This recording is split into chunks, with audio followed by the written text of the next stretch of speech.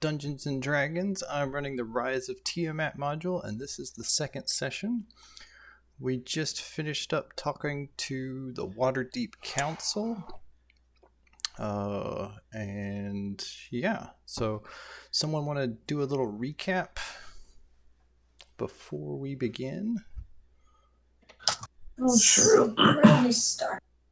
See, we started, we awoke while we were being assaulted in the night at our compound by the Blue Sun and a green dragon, whose name I don't know that we ever got, did we? Visaria? I don't know that you ever got it, but that was her name. Okay. We found out that there's a cult, after winning that battle and interrogating the dragon who had been polymorphed into, what was it, a frog maybe? Mm-hmm. By Kyla, which is great. We interrogated them before dispatching them, and we learned that there is a cult cell in Waterdeep. There's a cell in Ardeep Forest. This attack squad was sent by Severin, who is the head of the Red Dragon Flight. And then from there, we went back to Talos the White's Lodge. And we found it just ransacked with a bunch of dead cultists and kobolds, and all the armor and stuff had been taken, so basically cleaned out. We got a message from Leos and Erlenthar to meet him in Waterdeep at the Lord's Palace, which we complied with, and we learned that one of the masked lords was assassinated. And there's just sort of bad news spreading around about the cult, and they need our help to deal with it. And then there was like a dread feeling that everyone felt that we, I think, learned was the Drackhorn. Mm-hmm. And I think it was Lady Sileria pointed us in the direction of someone named Macath the Crimson, which is a tiefling who was investigating the Sea of Moving Ice. And they were unscribable and haven't been heard of or heard from in years. Mm-hmm. And there's thought that they might be connected to the Drackhorn, or they were looking into it. Yeah, the Universal Brotherhood, or not Universal Brotherhood, sorry, Shadowrun moment. The Arcane Brotherhood, they had shared some information that she was after like asking around and stuff, she was reported to be like an expert on that, and that was the last known location of the Drackhorn, so she had gone up there to research it some more, and that was the last she was ever heard of. I'm sure she's fine. She's probably fine. There's an adult white dragon named Arauthator, the Frostheart, who has their domain in that same area. Mm-hmm. It casts spells. Oh, and it's a spellcasting dragon. I'm not worried about that. So I think the plan was to tidy up some business before we try to sail north to search for Macath the Crimson. Big brain white dragon, you got it. So Kaylee has lost her voice. She got a little bit sick on Thursday, and decided to run her D&D game last night anyways, and now her voice is paying the price, so she'll be typing today. So Lady Celeria is definitely either a traitor or a silver dragon or both, and woo, big brain white dragon. Dragons are not your friends. Not all dragons. Yep. So that's where we're at. I had a feeling that was going to be the attitude. We'll see, she says. Cool. So apologize if I'm a little sleepy. Stark and I had a late night last night and had a fun little Sea of Thieves story. Horace and he were playing and went into one of these dungeons, the new mermaid dungeons, I forget what they're called. And they loaded up their boat with a whole bunch of loot, came back and sold it, and then Horace tapped out and Stark went out and did some more stuff, found some more loot, and he wanted some help to sell, so I jump in with him. And on our way back to selling, we see that there's this sloop that has its lights on in the middle of the night, and its sails are down, and so it's anchored because it's not moving, and it's over another one of these dungeons. And I'm like, hey, after we sell, we should go by there and just see what's up. So we cruise by there and jump on their boat. Nobody's there because they're down in the dungeon below and underwater. So hop over there. Their boat's just jam-packed full of loot too. So we just take it all off, load up our ship, set their boat on fire, throw a couple of cannonballs into it, and leave. It was very piratey. I felt bad, but also really good. Just an easy score. Just an easy score. And then on the way back, a ghost pirate pops up out of the water, and we just launch a couple of cannonballs at it, and we're going full speed towards this arch, and it's like right next to us, and then it just slams headfirst into the arch, and so we lose it. We're like, yeah, whatever. And while we're selling, we get the notification that we sunk a ship. And so we head back out there after we're done selling, pick up more loot from that boat, then come back and sell that. So what was supposed to be like a quick little 5-10 minute jaunt was actually just a it wound up, I think it was 2:00 before we wound up quitting. Oh, I couldn't tell time at that point. I was just so grateful that the gods of the Sea of Thieves had decided to give to me rather than take from me for once. So, for once, yeah. Well, once. So I'm beginning to think Stark's a bad influence on me. I have no idea what you're talking about. A beacon of virtue. And wasn't it your idea to roll up on those guys? hey, yeah, now, that's not important. Don't worry about that. I'm pretty sure it was Stark. It's a mere technicality. The answer to this problem, if it is a problem, Ek, is you now need to drink 6 Diet Mountain Dews like I'm going to over the next 3 hours. You'll be fine. God. 117 heart rate is normal for me. So, no, it was a lot of fun. Yeah, but that was fun. So, pro tip to your to people out there playing Sea of Thieves: if you have a boat full of loot and you want to go do one of those dungeons, just go sell first, or otherwise you might give a couple of hooligans some ideas that there's some free loot sitting up there. Because there was. Because there was, and there were 2 hooligans. But it was a lot of fun, and I had fun with you last night, Stark. Yeah, I did too. But yes, I am also a little bit sleepy today, but I'm fine. I'm ready. Let's do this. Let's do this. All right. When last we met, we were in the council meeting. Dun, dun, dun. Why is that? Dun, dun, dun. Bunch of high pollutants. No reason at all, to be Got to be poisoned. honest. Let's see. Let me minimize that. Get my notes up. If this doesn't summarize politics, this image, I don't know what does. Right. Yeah, I really liked some of the artwork in this module. It's just great. I like the smell lines coming off of the blue dragon head. I think those are stink lines. Yeah, Maybe so it's whose magic. head is that? I think it's Magic lines. Magic Whose head is stink this? I don't know. It was just, this was the picture of the Waterdeep Council. I think someone, to make a point, threw a blue dragon head down on the pedestal. Like, this has nothing to do with any of the text in the module. I feel like that's a detail you can't really throw in like that. You know, that begs a question that you have to answer. Where did it come from? If it was like, I don't know, a cultist head, Whatever happened, the guy in the middle is pretty sure the guy to the right did it. But the woman is not so sure. Do you think if it was, he did it? He did it. Yeah. Do you think if it was a cultist head, they would have kept like the top half of the robe as well? So you can clearly tell it was a cultist. It looks like it might be a blue dragon head, but not really. Or maybe that's the blue dragon mask. Like, it could even be a magic item or something. See, there's a lot of little details in here that aren't...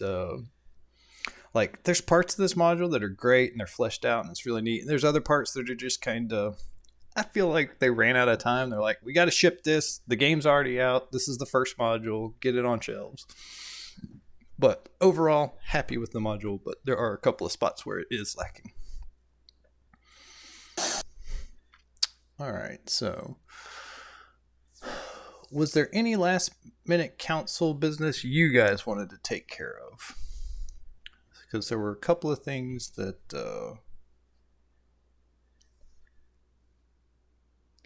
I needed to share with you, and a couple of questions that I had about things like, hey, where's the mask going while you guys are heading out? Is it going with you? And does the council know about this? If so, they can fuss at you and say, we should leave it back here with us, or whatever. I don't know. These political ruling bodies are really touchy about wanting to hold all the power. So Yeah, they sure are. I feel like that's probably best in our hands. That's fair. That's fair. Like, Yes, the believe- flying castle, all the good stuff. You know, I would agree that the newest and possibly most effective faction to the group, which is the Defiant Dawn, should hang on to some of this power. I feel like we're all level 5 in the Defiant Dawn faction. Yes, you are. You guys need to award yourself something. Just the image of us hanging a medal on our own shoulders. We'll take that blue dragon mask in the image. For safekeeping. So, you had asked, what's his face? What the heck's his name? Nikolai Kombrov. There we go. To explain some details about the mask. And I don't think this is any extra information. Like, I didn't add anything, but just as a refresher, he details out the stuff that he knows. One other thing that he thinks is I'll just role play it. So I believe that there would be 4 other masks of this type. One for each color of the chromatics, and possibly they could be combined to be an even more powerful artifact. Each one of these is a small bit of the divine essence of Tiamat. So destroying it is not... I will not say it's not possible, but it would not be easy. It would not be a simple task. And when he says destroying it, some of the council members say destroy it. No, we should use it. Other people say no, it's dark. It's a piece of Tiamat's essence. Didn't you just hear the man? And they squabble and fight for a little bit. When really, it's up to you guys because it's in your possession.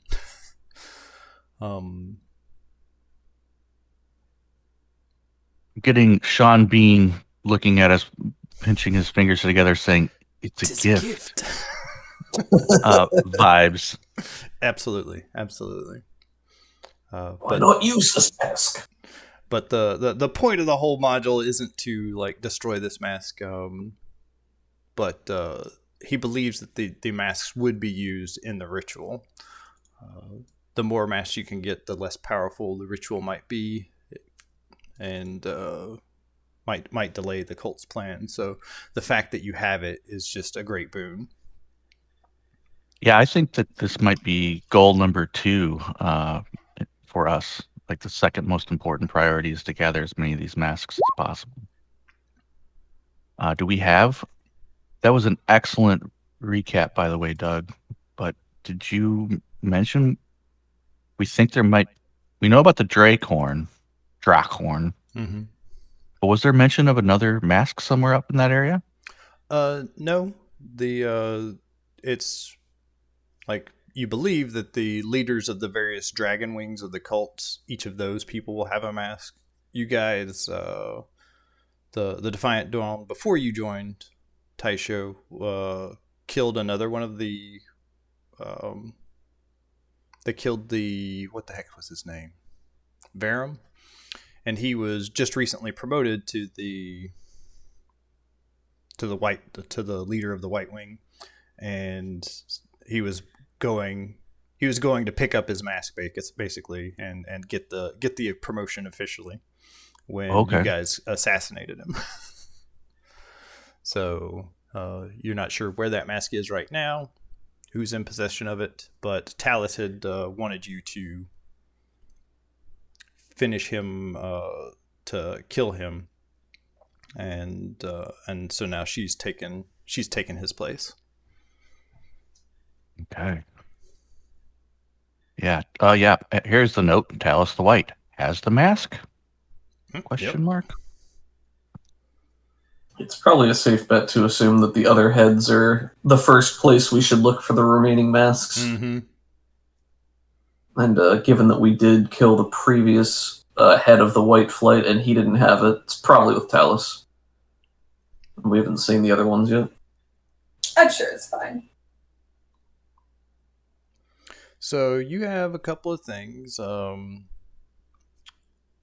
After you've told pretty much the whole story of stuff that's happened, including being attacked at your manor house and killing a green dragon, killing that white dragon. Nikolai would approach you at some point and ask you what your plans were with those corpses, because he would like to purchase them from you.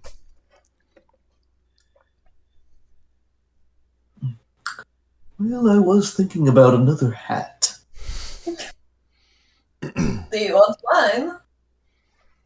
It mostly just summons the, rats and bats and frogs, but you might like it. Oh, that sounds lovely, but perhaps you should hang on to it. It sounds useful. I mean, it is. That settles that. In seriousness, out of character, do we still have the white dragon corpse? Yeah, it's been like a couple weeks. It's in the castle, right? It's in that frozen castle, so yeah. Okay. So one thing that you could do with the white dragon is you could, it being an adult, you could turn it into dragon scale armor. Let's see, dragon scale mail.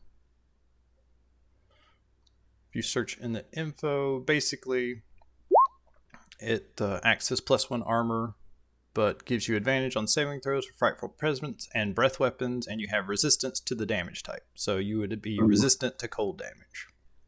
Yeah, I'm with Kaylee says that would be crazy useful against Frostheart, which is a very valid point, especially if it's a spellcasting dragon. It would be, but it would also put him at, if you're planning on talking to him, this would the kind of the negative of this is how would you feel if somebody rolled up with a human face stretched across a shield? Yeah, I feel like the last white dragon we met was very crazy and almost killed Karen in 2 shots. So maybe we should be prepared for death. What kind? Instant. We'll just cover up the armor. I mean, with everybody robes. wear flowy robes. It's worked well for the cult leaders. Yeah, they'll never know. In Kaylee notes, we can identify the location of the nearest dragon of the type within 10 miles. This is within 30 miles. 30 miles, that's a lot, okay. Perhaps we need to create this set, even if no one's going to wear it permanently. Just to wear it long enough to do that would be amazing. Yeah, Does it require attunement? Does it require attunement? It requires attunement. And is this, would we be making one suit of armor, or would we get multiples out of it? No, just one per adult dragon.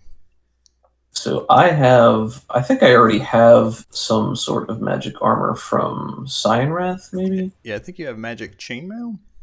Yeah, so if Taisho is like the tank, if he is going to be absorbing a lot of punishment, I'm fine if he gets it too. I'm actually wearing finely crafted magical plate mail. Full plate. Okay. No, I don't know how the armor class would transfer. I'm not sure. I don't see what dragon scale armor is, but scale mail is AC 14 and it's medium armor. I think plate might be 16. Plate mail is 18. So yeah, you take a hit on the armor class, but get resistance to breath weapons.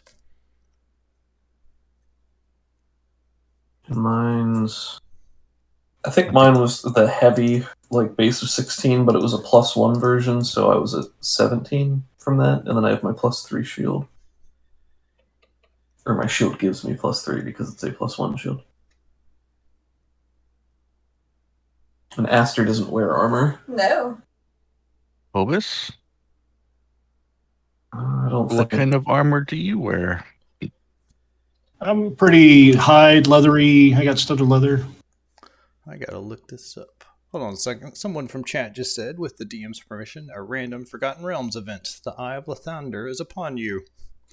Any player, NPC monster within a 50-meter radius that had a malady or deformity is cured, if they desire it. A rosy mist rises 1 foot above the ground and fades just as quickly as it appeared.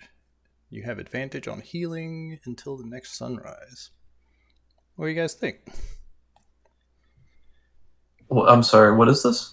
Yeah, Somebody from chat just said, "Hey, recently in like the Forgotten Realms in Faerun, there was like this spell plague, and like the gods left, and stuff fell apart, and stuff's mostly back to normal. But every once in a while, something weird just happens, and it's not something we've done in the campaign at all. But if that's something like I can hook into that a little bit later."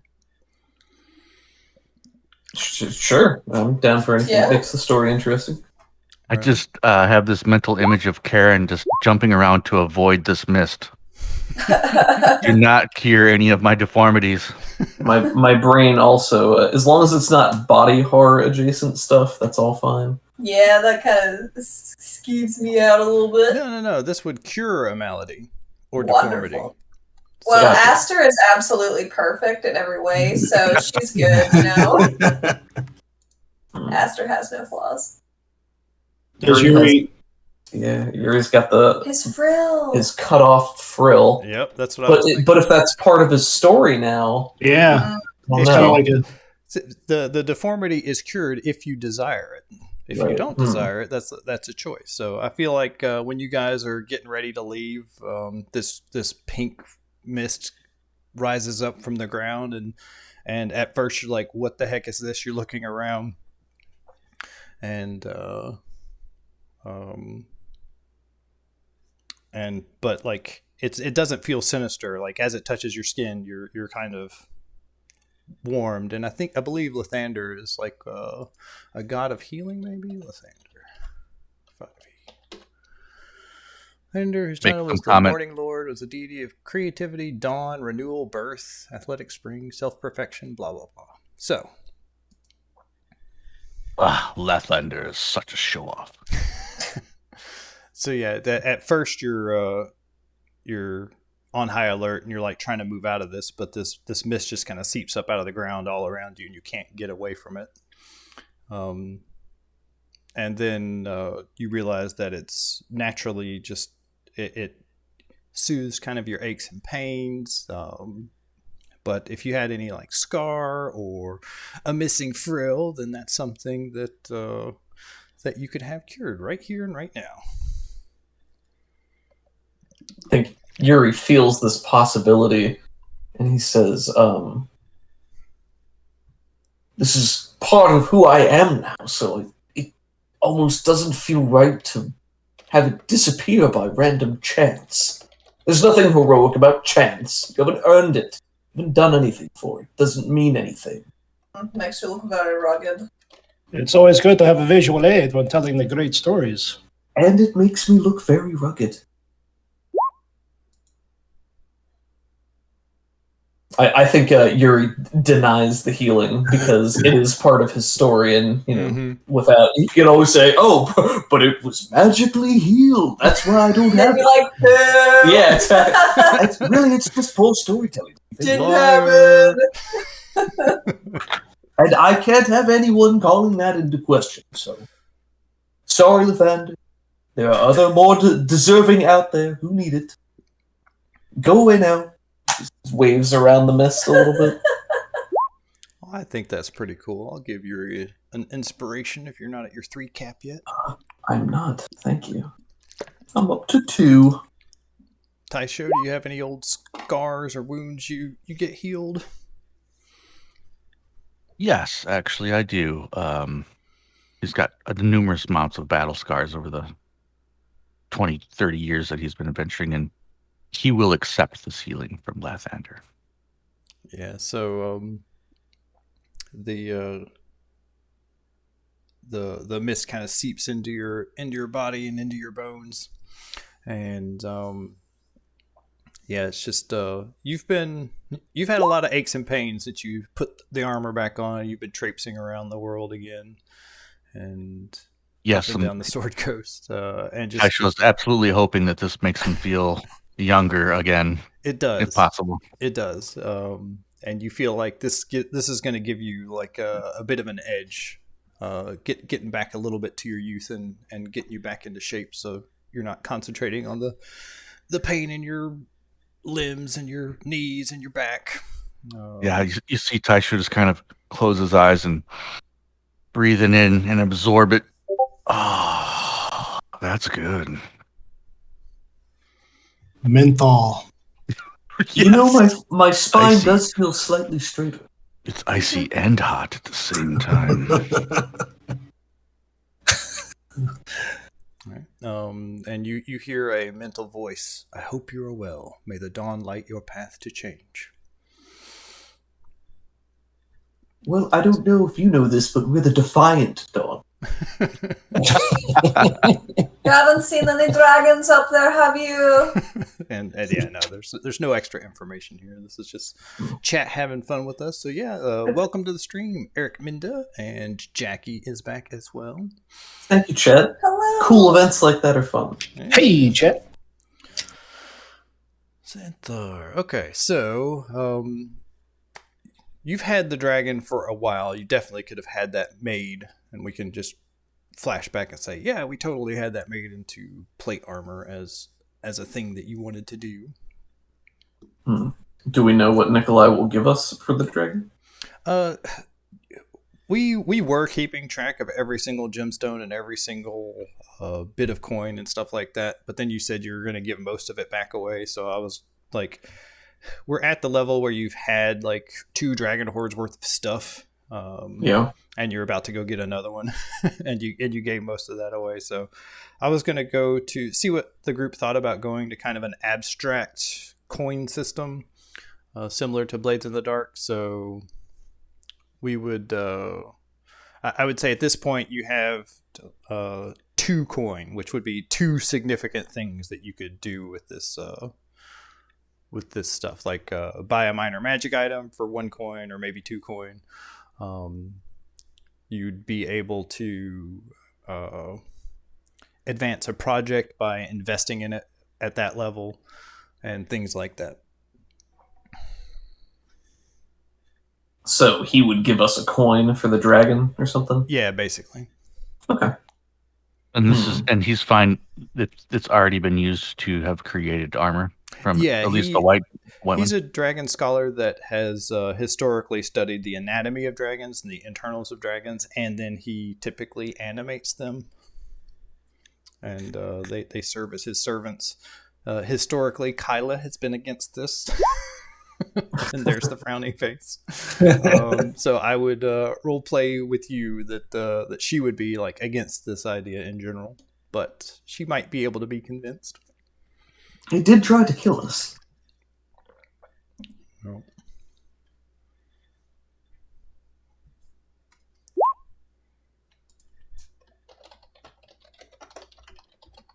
Nice having you here, Eric. Enjoy your day. So, Kyla does not want him having an adult white dragon on his side, which I can also get behind. I don't ever fully trust Nikolai. I mean, Nikolai's on his own side, but no, we already got 1 dragon cult. But maybe he'd be cool about it. He'd totally be up for studying it. It probably wouldn't be enough to get like one of these abstract coin that would let you do a significant thing, but you definitely build more goodwill with Nikolai. So it'd be like a Nikolai favor or something. Mm-hmm. So Does he need an answer this moment? No, it doesn't. Okay. Like Then maybe the white dragons keep for a pretty long time when they're frozen like that. So Kaylee said she would like to keep the skin. So are we talking about like butchering this thing and maybe offer like would Nikolai be interested in maybe just like the organs and yeah, absolutely. Like he wants to study the organs and the insides of the dragon. That's kind of where his area of expertise goes. He's learning how dragons function on the inside. Gotcha. So we can give him all the bits without the whole package. Yeah. We can let him have the accessories, but not the main module. Yep. And then that would build some favor towards him, and like one more dragon like that, and that would be worth a coin probably. That seems kind of like a win-win. Yeah. We get our parts, we get our item, we get half a favor with him, and he doesn't get a dragon on his side. Sounds like a good compromise. All right, so we'll hash out the details with Nikolai, but we'll ensure that he gets the parting out a dragon. Maybe he'll visit Karen and ask her in private. And, of course you can have it. You're my best friend. Kaylee just went, no. And really, if we sell him enough dragon parts, he's just going to be able to build his own dragon. So, but it's going to be like a hodgepodge of all of the evil dragons. So it's just going to be, Tiamat 2.0. I think hodgepodge is actually a red dragon, but I'm not sure. Hodgepodge. I'm just messing with you, Kaylee. I'm not going to do that. I'm the mighty hodgepodge. Look in your chain. Aaron goes to find Nikolai. I heard you were looking for a white dragon. It's so funny. So, another thing, a bit of information for stuff that was kind of on the back burner was you had this demonic infernal tome, and Astor is able to read that if you would like her to. Or you could give that to you could have given that to any one of the factions to kind of research. The Harpers probably makes the most sense, only because they're scholars and wizards and mages and things like that. Yeah. Well, Astor's obvious. I'm sorry, go ahead. Yeah, the tome itself it feels sinister. You can tell that it's evil. There's the smell of brimstone that's just kind of emanating wherever it's at and touching like the cover of the book. Have you ever spilt like Coke on something and then let it dry and they hadn't cleaned it up and it's got sticky? It's almost like it's almost like a movie theater floor or something where you're like, if you pick up the book, it like you have to peel it off the desk and things like that. No matter what you do, it's just always like that. Gross. Good detail, but gross. Really, well, Astor, if you don't mind taking, obviously you're a good genie who's on our side, so you can be trusted implicitly. Would you mind reading this book and telling us what it says, but without reading it verbatim so as to cast a nasty spell? Is that a wish? No, I'm just asking if you'll do it. I'm not doing anything else, so yeah. Yeah, I'm not going to use a wish on that. Do I get more wishes? Usually it's 3 is the general rule. I never knew that. I just made the one and thought that was it, so I'll keep thinking on. You're still working on the first one. Of course, I never stopped working on it. Then maybe we should finish that one first, so as not to distract I can do 2 things at once. But logically, it seems like it'll just take longer that way. She said, I appreciate that you're a hands on the ground type of genie. Boots on the ground. You'll get your hand. You're involved, is what I'm trying to say. I don't wear boots. There's poor choice of. Anyway, the book. Yeah, I'll read it. So what's Astor's intelligence? Let me take a little peek. It is not high. I don't know if that surprises you. She does 100% believe she's a genie. She has 8. Show me 8 intelligence. Yes. Well, good, because so does Yuri. So this makes sense. But she does read it. So do I. So do you have like Arcana trained or investigation? I have. I have a -1 Arcana. I have a negative 1 investigation. All right. I have negative 1 religion as well. I don't know if that'll that could apply here. So I've lost Twitch chat, or I've lost session 2 chat. There it is. Okay. I'm gonna have to log out and log back in soon because I accidentally popped out chat. But yeah. So to get all the details of this, I think it's gonna be like a DC 15. Now, could I read it aloud, translating it from Infernal, one of my languages, and have someone smarter than me disseminate it? Sure. Oh, you mean doing the thing I told you not to do? Listen, she's -1 intelligence. So do I. So like, All right, I'm sure she'll filtering this information correctly. Listen, she'll give it a try. She'll give it a try. What should I roll first, Zach? Typically we only do 1 roll for stuff like this, but yeah. So a failure means you'll get some general understanding of kind of what this was about, and if you beat the roll of 15, then you'll get some even more information. Okay. So you can roll. Let's roll Arcana. If she crit fails, does something horrible happen? Yeah, what's my failure criteria? Well, normal failure for gather information is you still get some of the information and will move the story forward, but like the information is incomplete. A critical failure here, yeah, we could do something fun. We can say some sort of demonic incursion happens. Oh, jeez. Or, just something to use for later. Who knows? A minor portal opens. Well, let me roll this Arcana. Oh, I know what happens. Something. Yeah, I know what happens. Won't be great, won't be bad. Well, here we go. 9. Nope. Could I perhaps spend a luck point just to see if I can really impress my new pals? You can, but a 9 is good enough to get the basics of this thing. Oh! Well, I mean, she's a really good genie, so she wants to get a little bit more if she can. All right. But I will mention that I don't think we're getting to the white dragon today, but if you want to save those, sometimes looks can be important, but oh, for sure. Okay. But Astor, she's a very good genie, as I've said. You have said that. She's the best I've ever met. A little better. All right, so not a critical failure.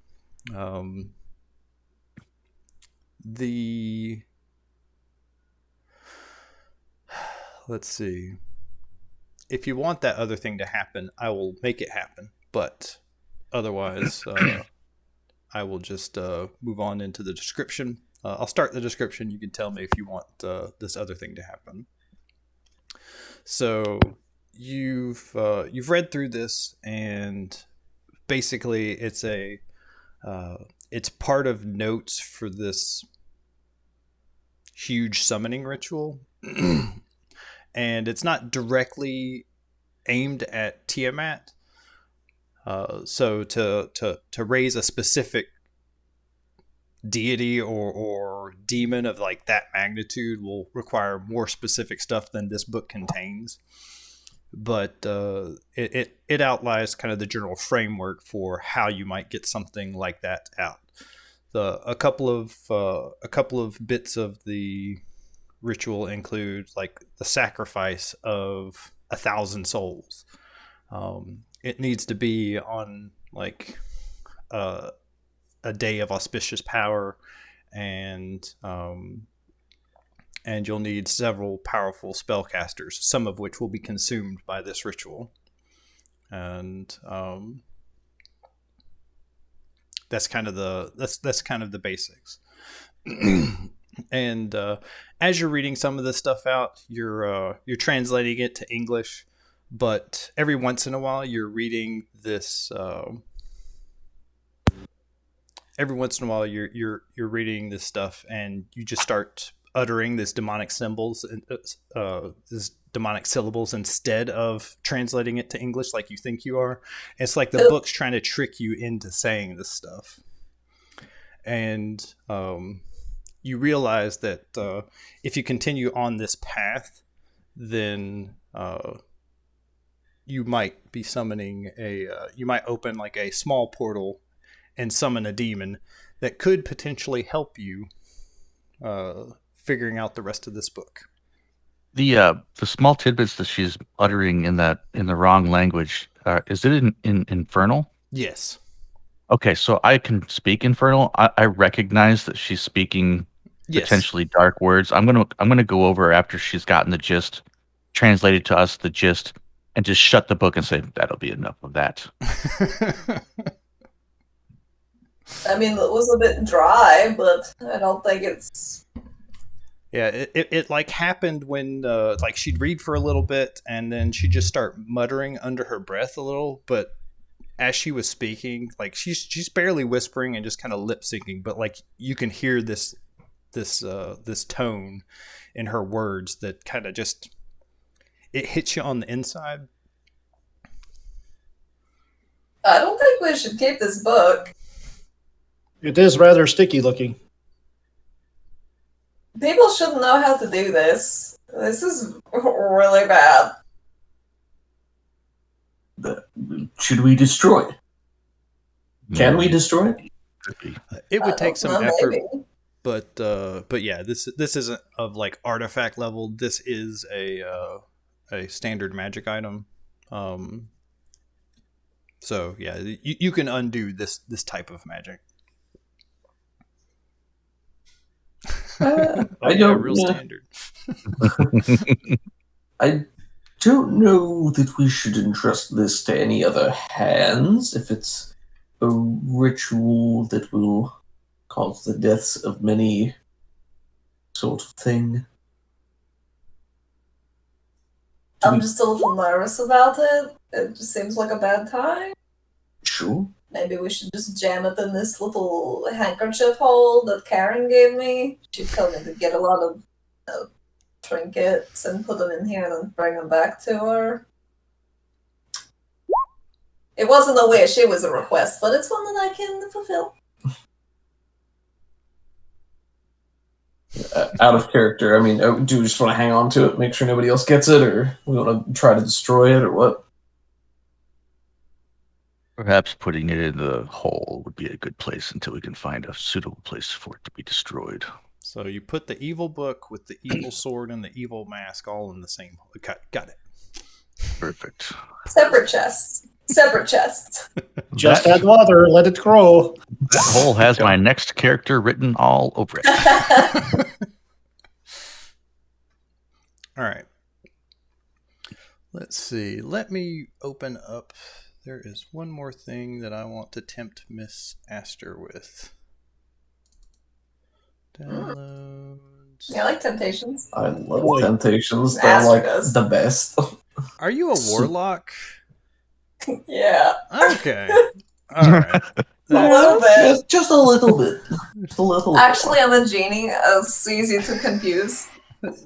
And you have a genie patron, right? I do. Okay. But your backstory was that you found the lamp and the trace of genie magic or something. Yeah, she's never actually met the genie that used to live in the lamp, which is why she's assumed that she is now a genie, because like she just got sucked into this lamp and now has phenomenal cosmic powers. That's nice. That's nice. I'm looking for the random encounters. And a rent-free apartment, which is pretty cool. It's pretty nice. Sorry, I wasn't planning on this part, but it's a good hook, so I just want to give you an option. Good hook from a bad book.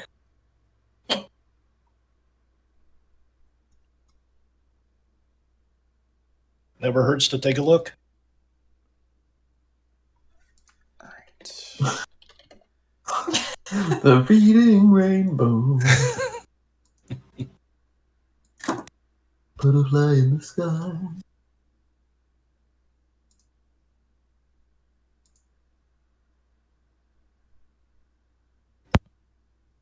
I didn't set up the watch together, I'm sorry. why there was so much less Witcher music playing. So quiet. All right, one more try. Doug, I'm going to be having a lot of downtime with my surgery recovery coming up. Which Witcher would be the best one to start with? Just start with 3. Witcher 3. I mean, if you like it well enough, you can go back and play the first 2, but you do not need to really know anything from them, and the 3 is superior in every way. All right, good to know. Man, I am excited for you to be playing that game for the first time. If there was any game that I could forget everything about to go back and play again for the first time, it would be The Witcher 3. Fallout 4 queued up first. Maybe I'll put Witcher 3 before it. Fallout 4 is also a great game. You know, you get different things. Witcher 3 has a superior storytelling and RPG aspect, but It got those emotion punches. But Fallout 4 is a great game and very open-ended, and the homesteading is super cool. It's great. Super cool. Yeah, I actually really do. I didn't know that was in there. That's a cool. Yeah, it's awesome, dude. The customization and the ability to build the world the way you want it, and that's all really cool. Yeah, with Witcher 3, man, that is a huge game. It will consume a lot of time. I think with all the DLC and stuff, I was at 180 hours, maybe. Yeah, Wow. I believe it. Not to completely derail D&D. Sorry. No, you're fine. You're fine. I was reading. Okay. So that night, when you're asleep in your lamp or meditating or whatever it is you do, just chilling, you know. Just chilling. You have just this very vivid dream, and let's see.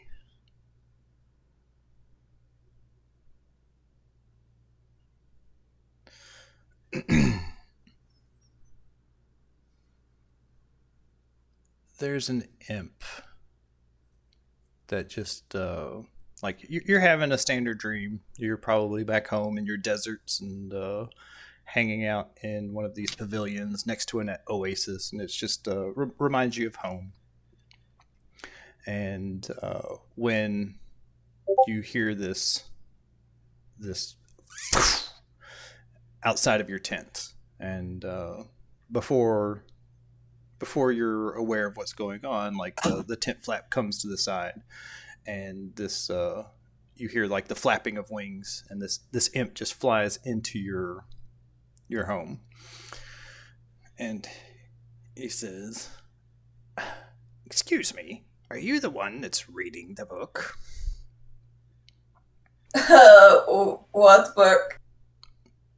What was the name of the book? It's in, I don't have the it's the the spooky one that was sticky on the pages. It's pretty gross. Didn't like that.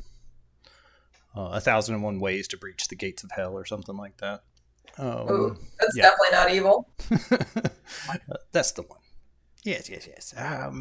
My master would like to speak with you. Yeah, sure. Who's your master? Lord Volmer. He's a very nice, very fair and just and trustworthy bone devil. A bone devil. Yeah. I'll drag one of these guys out.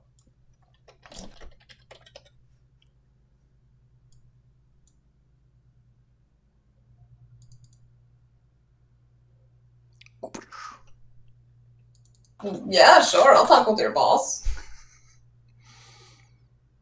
Excellent. And with that, he disappears. Goodbye. That's a little rude. Yeah, so the rest of the dream goes by uneventfully. You're just kind of left hanging there. But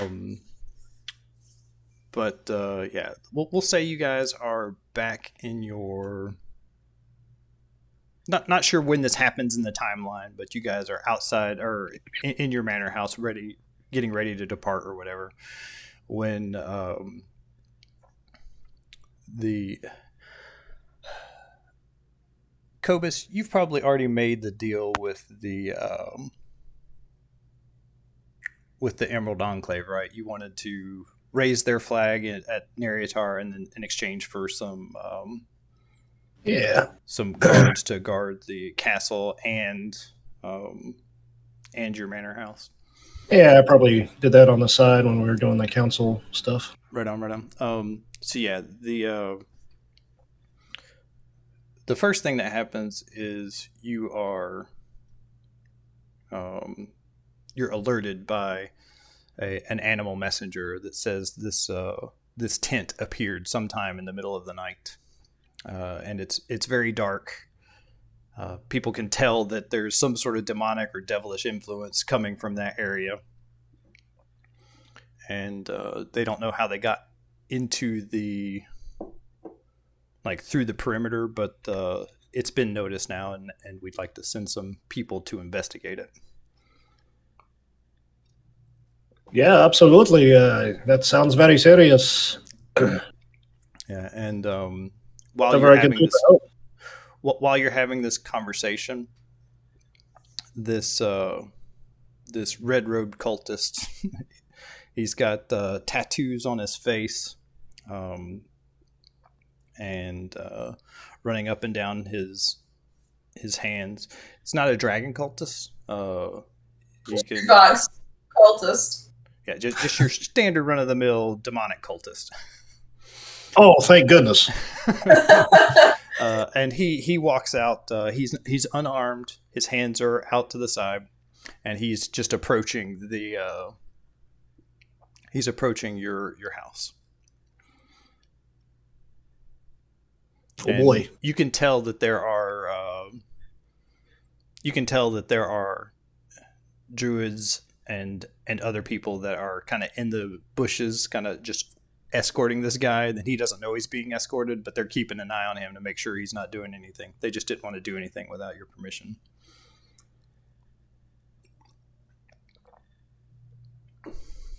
So what brings you here? What sort of devilry are you up to?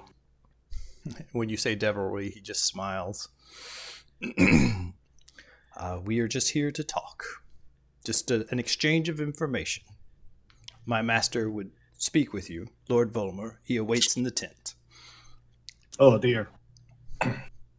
Very well, make it quick. We have non-corruptive things to do, you know. Yeah. Very well. We will await your arrival. All the druids that are watching him, I'm just like, kind of give them a signal to keep an eye on this person. All right.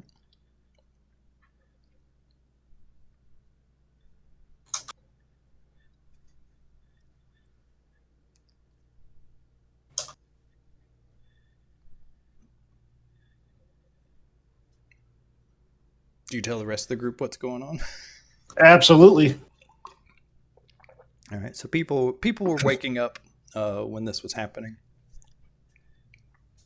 Hey, everybody! I had this weird dude in a red robe. He was quite mischievous looking, probably up to no good. He wants to talk to me and everybody else in the tent.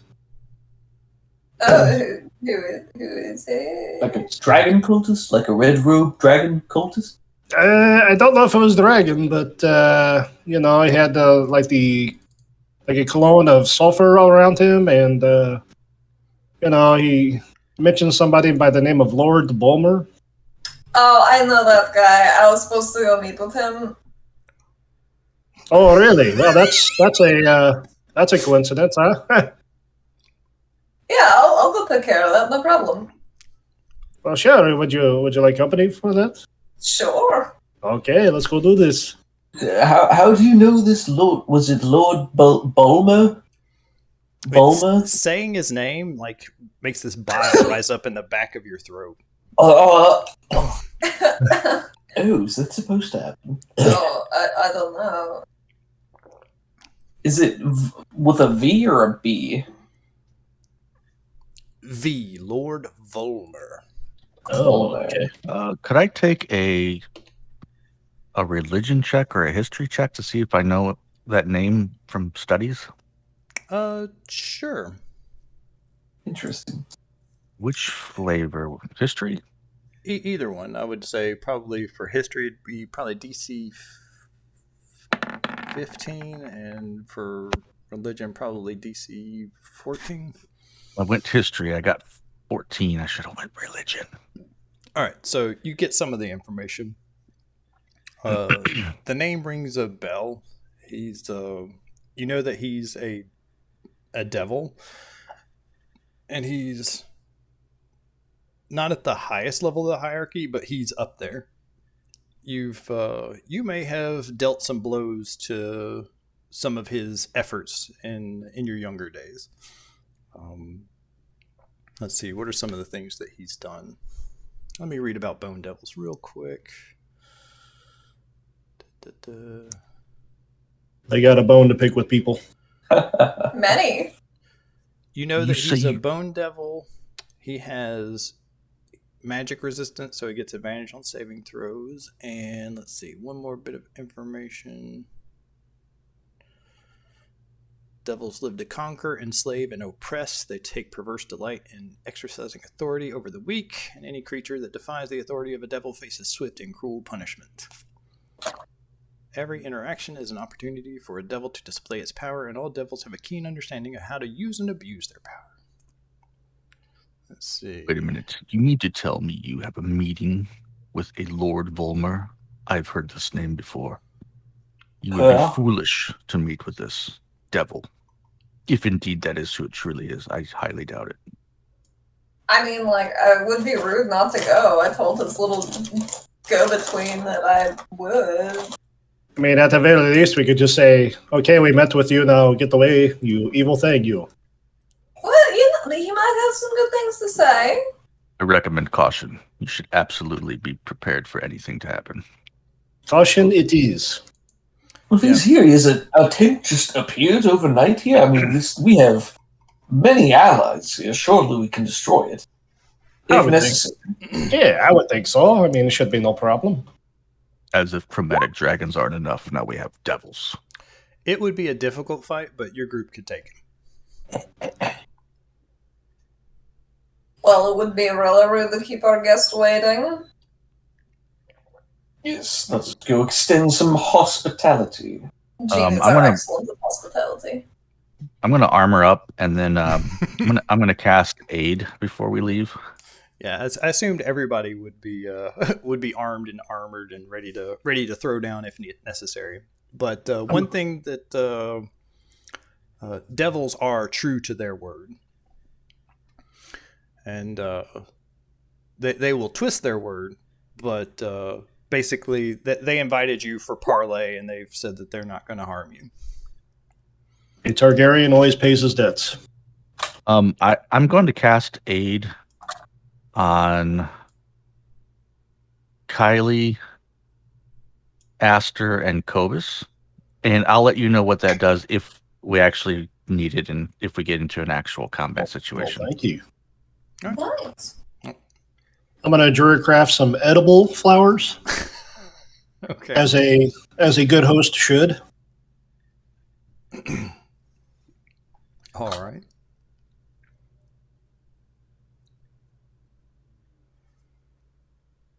So yeah, you make your way out into the forest, and you see this elaborate tent that's been set up. It's really big, not quite like wedding ceremony tent size, but big enough to hold this thing. And let's see, what size are these? Are they huge? No, just large. But yeah, you make it inside. Inside there are 7 people, and in the back is this just bone monstrosity with these iridescent wings.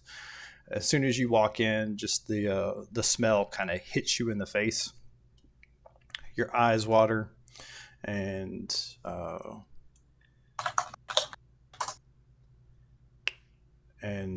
he says, "Welcome." Ooh, I should do my voice thing. Ooh. Yeah, you see Taisho's jaw drop open that this is actually a bone devil. This isn't some sort of a joke. Yeah, and I start to walk more cautiously, slowly. Welcome. I'm surprised you made it. Why the surprise? Yeah, why surprise? It's no big deal. It's a simple walk. Heroes are so stodgy. They do not wish to talk to one of my ilk. Well, you are a little ugly, I admit this, but we'll get past it. It's okay. I'm just here for the story, to be honest. Ah, yes. I heard your little friend. If the voice gets annoying and you want me to switch off of it, let me know. I'm digging the voice.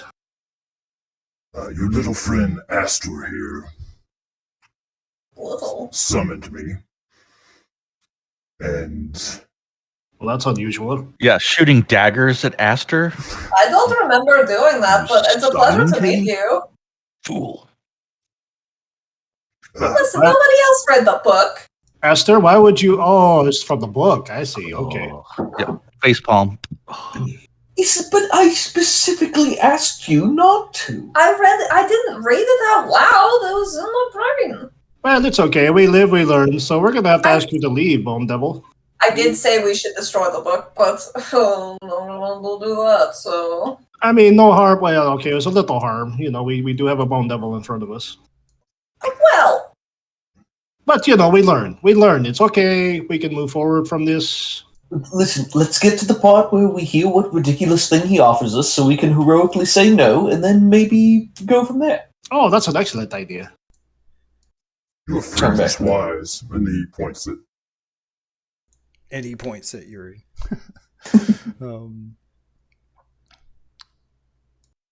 Yes, and I will leave after I have said what I have come to say. You will come to no harm. Just wanted you to know that not all devils are for the summoning of Tiamat into your world. Some of us like the status quo. And if you were to prevent that from happening, then you could have some friends in high places. Really? I feel like we already do. We just talked with a bunch of high-polluting politicians that was... Oh, yeah, but they suck, though. Foolish mortals. They did give me a little headache, I'm not going to lie. Oh no, you saved the world. Don't do it that way, though. So annoying. I wasn't even there for that part. Kyla says, friends in hell, how would that benefit us? It's an excellent question. This is a good point. Our power is limitless, and we can share some of that with mortals such as yourself. Oh, well, I'm not really seeking power, but personally, I can't speak for the group. But, Astor's hand twitches like she's about to raise it. Yeah, he looks over and basically gets a reading of the group to see who the weak points might be, and he just nods. And he goes on to tell you a couple of things. He wants to help you, but no agreement is asked for yet. But you say it sounds like a curse. More of a contract. You agree to do certain things. We share our power with you. It's very simple. But... And he goes on to explain like a couple of things that are going on right now. He tells you that right now over in Thay, there is a guy named... What's his name? Hey. Zaz Tam? So Zaz Tam, he's like the leader of the Wizards of Thay right now. And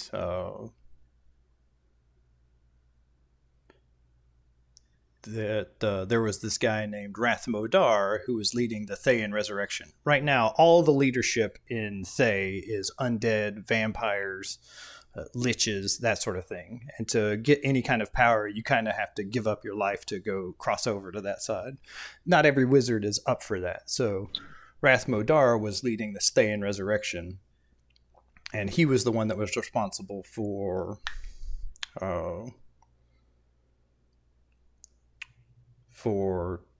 helping the cultists. He made deals with the cultists so that he could elevate his people up to a point where they could go back and rule Thay. So that's what Rathmodar's kind of storyline was. Also, what comes out is Rathmodar is not truly dead. Who you killed was a simulacrum from a clone spell. I think that's what it's called. Oh, like a homunculus kind of thing? Something like that. It's like a higher level spell. It's simulacrum, maybe? Simulacrum? But you can make copies of yourselves that basically function just as you do, but have a fraction of the health, and I think are still within your control, so they're not like crazy murder clones, right, unless you want them to be. Right. So basically, you kind of split your consciousness into these two things, and if one of the things dies, then the other one still gets to live. And he has not been permanently dealt with yet. And he is still helping the cult. Well, maybe the next fight will be more interesting. Was it not before? I kicked him very hard. It sounds like a good time, honestly. Does he have any idea where Rathmodon Prime might be right now? Yes.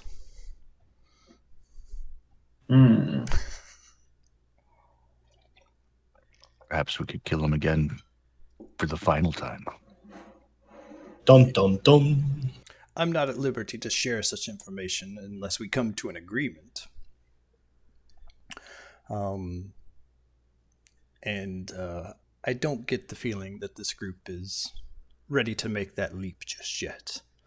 But know that the offer is there if ever you need some extra help.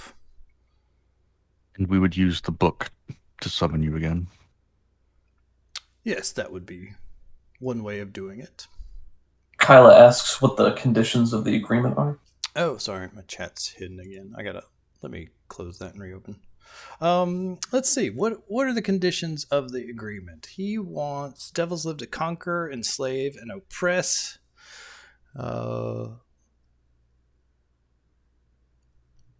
Sounds like my junior high teachers.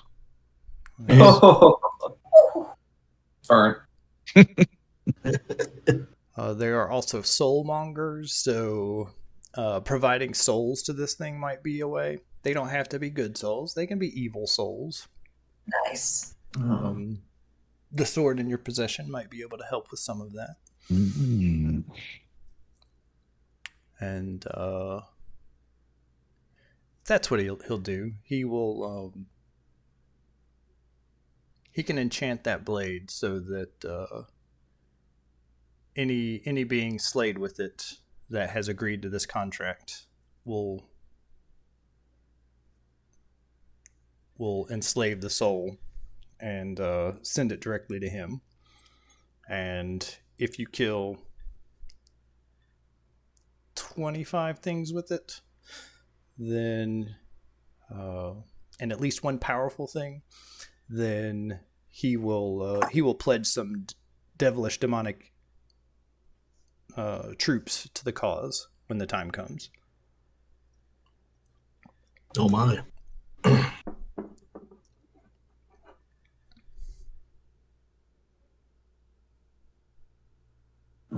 Well, again, I do not speak for the group. For me personally, I would say I'll look to the group as I say this. I think we should just let him go his way. We go on our way. We stay out of each other's way. Maybe that should be good enough. I'm not really interested in devilish weapons or imbuing magical items or what have you. I think we're doing just fine, kicking the dragon cult butt as we speak. But there's no power like over a bad thing necessarily. I think That is your Yuri, choice, Astor. Yuri clenches his fist and says, I will have no part of this.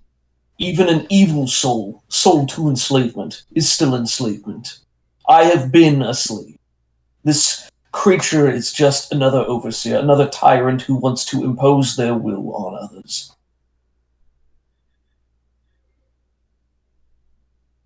Honestly, Astor's inclined to side with Yuri on most things because she feels bound to him as the person who unlocked her from her lamp. Repeat that. I'm sorry. Oh, Astor just has like a debt bond to Yuri and tends to defer to his opinions because he let her out of her lamp and she was trapped in there, and she's pretty sure that's how genie rules work. I will also, again, freely say out of character, I love the item and the idea, and if anybody wants to do that, please feel free to. I'm just using that as a role-playing point for Yuri, and there will be no problems if anybody pursues that. It's just good drama. Same. And maybe, yeah, I mean, Yuri could also be made to see the counterpoint as well. That's just the initial perspective. But surely if we use evil to fight evil, then everyone wins, because then as evil dies... Because then... I'll have nothing to do with this devil. Not now. Stark. Not ever. Okay, what say you, Kaylee? Kyla?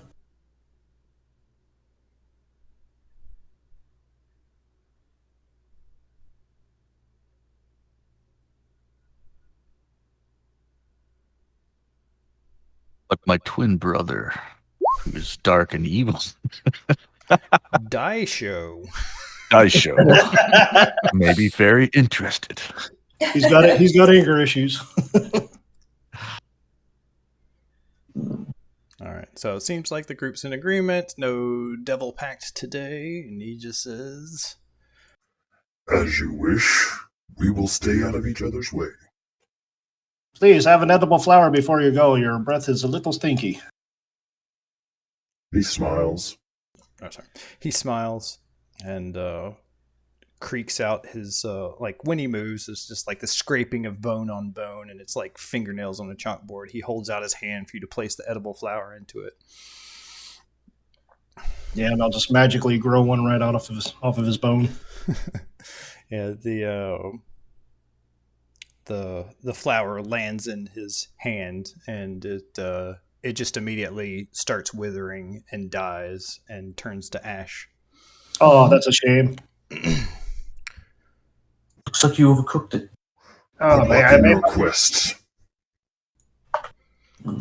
And he makes to leave. Okay, bye. And this is exactly why we don't read things written in Infernal. You guys asked me to. I mean, I certainly learned something. I think this was a good lesson. That's all. See if I grant any of your wishes. Oh my! I mean, wait. I appreciate that you did what I asked you to do as a friend. Thank you. She's a little huffy. She thought she was doing a good job. So maybe we should destroy it, huh? I don't know. This is not good. What happened? If you're talking about destroying him, then it would. What that would do is that would just send him back to hell. His cultist would die. Yeah, I'm just referring to the book. Gotcha.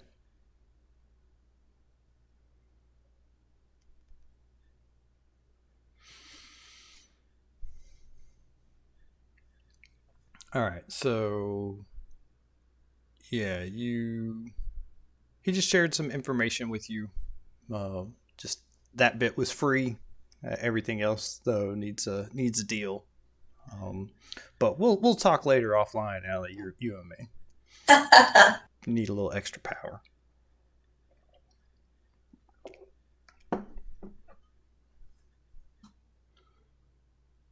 So, There were a couple more long-term things that we needed to look at. Let's see. We've got Rise of Tiamat clocks. Wanted to talk to you a little bit about the ship stuff. Kobus, there was a like, if you can come up with some kind of mission you want to send the ship on, then that's something we can do. I'd like to spend a little time talking about like the type of crew that you hired, because the type of jobs that they might be good at might give them advantages on certain things. And then like one basic thing you'd be able to have the ship do is like go make a coin, and that would let you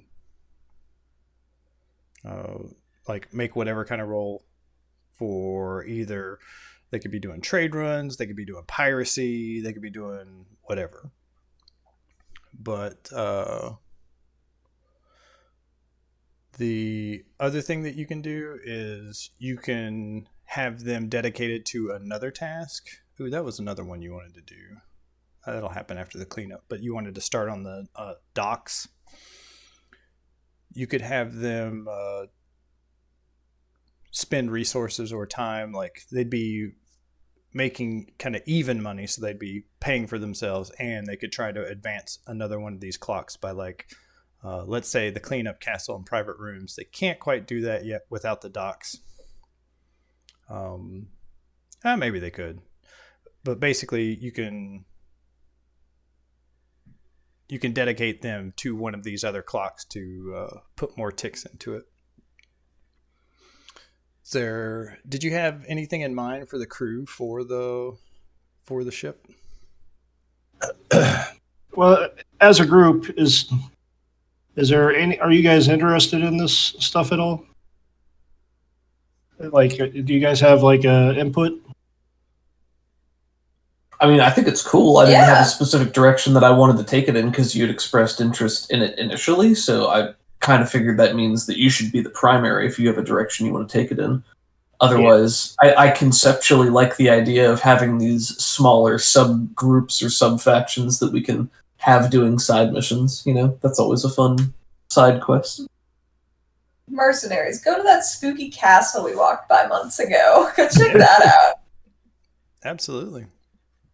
I think maybe it would be cool to, at some point, if we need a break, play like a side adventure where we're playing some of those characters. Sure. Oh, That'd that's a be cool neat. idea. Give us an excuse to bounce around if we ever want to. Yeah. So yeah, in downtime, I think that I would express to Kobus, from Taisho's point of view, that I think that completing the I don't want to call it a telescope. Is it a telescope? Observatory. The observatory. Yeah, completing the observatory, I think, is probably of paramount importance, because that could aid us in possibly tracking or the movements of the cultists, or even Tiamat herself, if she was actually summoned to this plane. Those kinds of things could be extremely valuable, and should probably be, in my opinion, Taisho's opinion, the primary goal to get that observatory online. Oh yeah, let's. Yeah, we can do that. I like the idea of the mercenaries. We can have our own dragonborn tribe or whatever, since we have a minor group there. Or if you Yeah. guys want, we can hire. We can bring back that other group that we brawled with in the bar. That kind of like our The Dragon Daggers. Yeah. We could hire Call them them. I guess. allies. Rivals, maybe. Yeah. We're just going to train a secondary group to always be better than the Dragon Daggers while we're also off being better than the Dragon Daggers. I love it. Yeah. So, yeah. The mercenary company was kind of like, if you're watching the stream, you'll see all the different clocks, and the mercenary company was kind of Yuri's idea.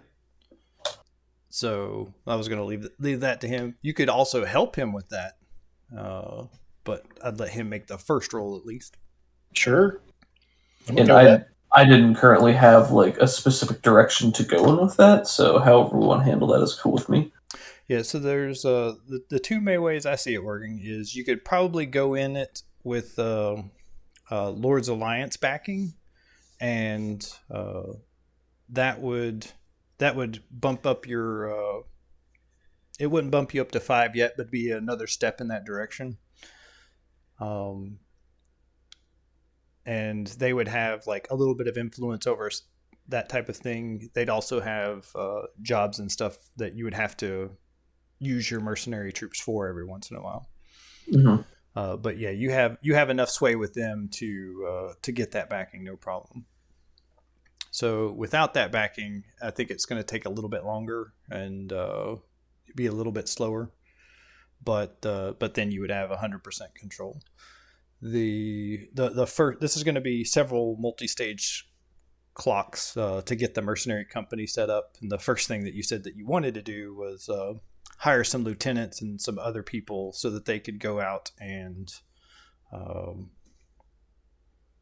recruit other people. Yeah, that's true. I like the idea of just doing it ourselves and not relying on the factions, because that still gives them a somewhat, if not controlling stake. It's a stake in the sway and what it's used for.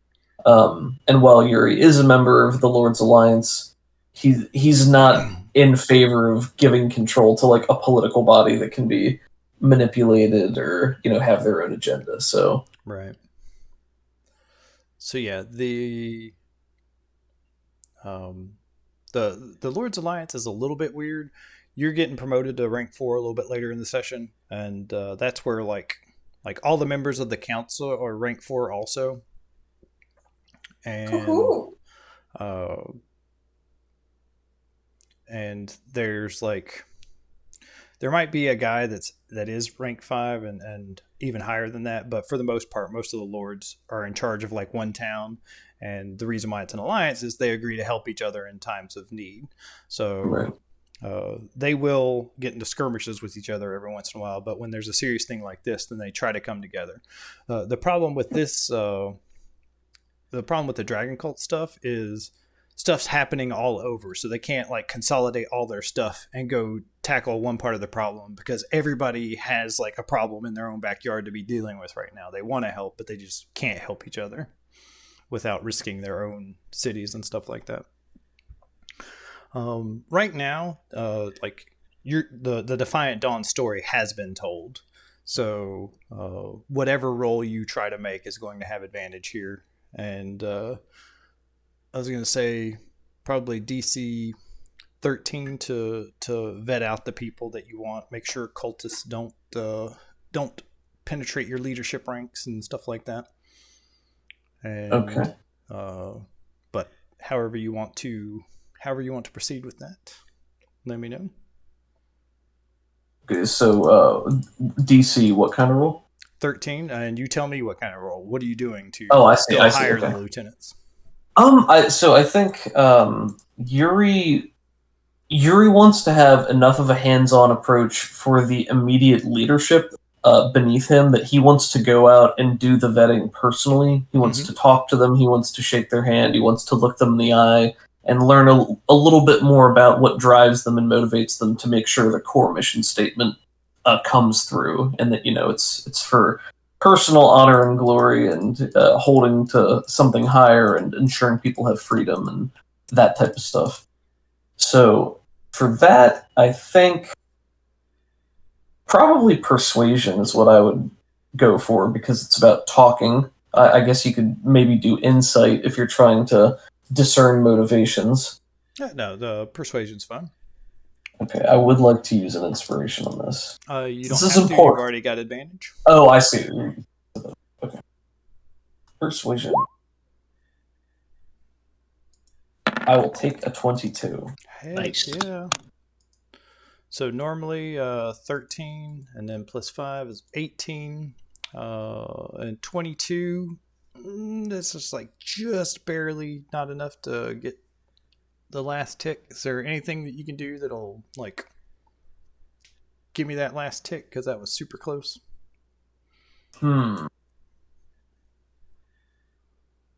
If he's going around and talking to people, I don't know. Maybe he wants to take them on a shakedown run. So he'll just like try to find some sort of job that needs doing in the city and gather them together and take them out as sort of a shakedown proto adventure for them to get more of a bearing on how they handle themselves in combat and in a group situation to see if they will be good people to be handling their own squads.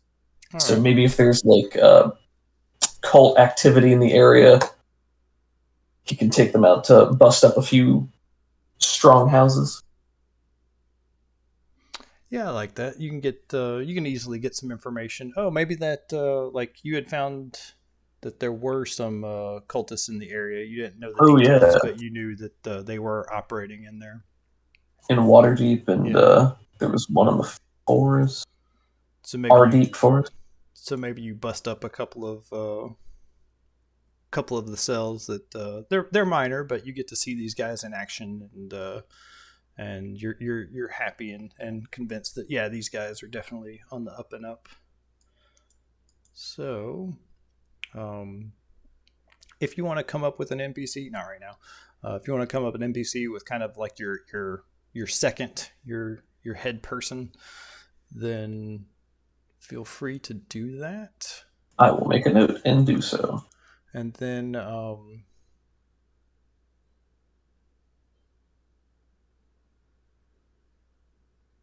let's see.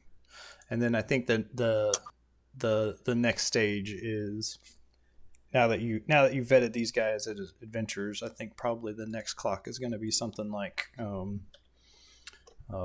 the mercenary company. And this is gonna take a while. This is a more serious eight section clock. Are these clocks visible anywhere? Just on the stream right now. I see. I think you're also in my. I'll just come to the stream. That's easiest. I think you're also in my Blades in the Dark campaign.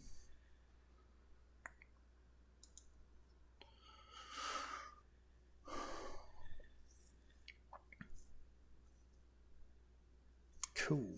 All right. And then Kobus, what did you want to do with the ship? Was there anything you were wanting to, any clock you were wanting to advance? This is the work that we were doing over the last month or two while you guys were taking a break.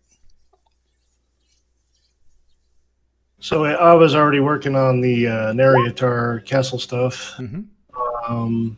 Yep. I like the idea of just making it like a trade and do like a merchant guard type of thing, maybe, and have it go between Arauthator and our summer retreat, and make that the main trading outpost.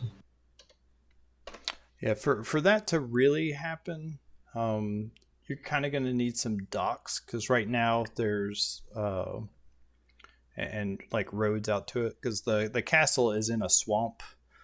In order to make that, to start getting more stuff there, then I think the next task there would be build the docks. So if you want, you can have the you can have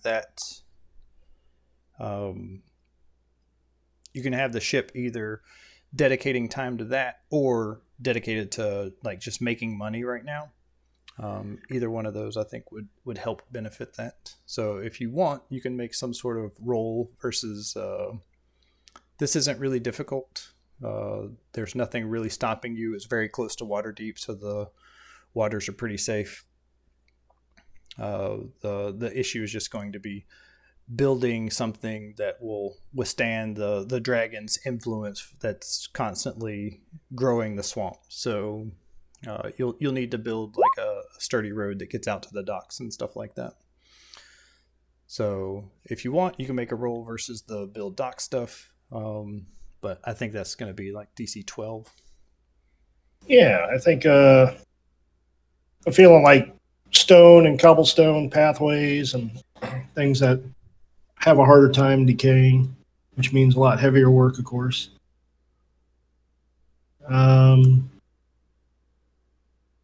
I'll use some of the giant lizards as beast of burden to help expedite that. So maybe like an animal handling. Yeah, I could see that.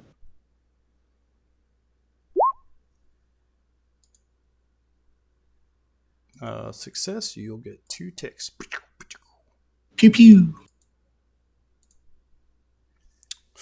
All right, I think that handles that. Other business. Seems like there's lots of little things that are keeping us from going on a dungeon run here. But I wanted to take some time to get some people promoted in their factions. Kobus is doing just lots of little things that have just added up to getting up to rank 5. So let's see. Where are the faction info? Show to players. So part of the Emerald Enclave thing, at level 4, you guys were rank 3.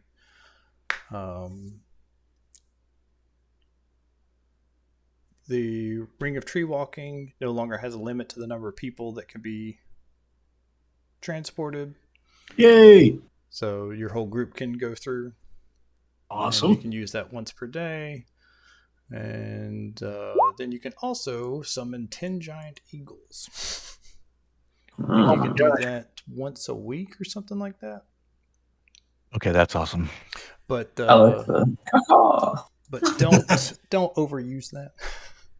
But yeah, you get invited up to that Druid Grove. The lake is just crystal clear, and there's just this mirror finish on it. There's not a ripple in sight.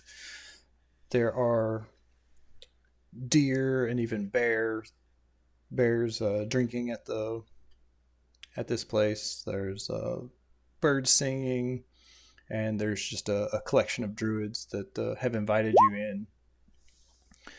And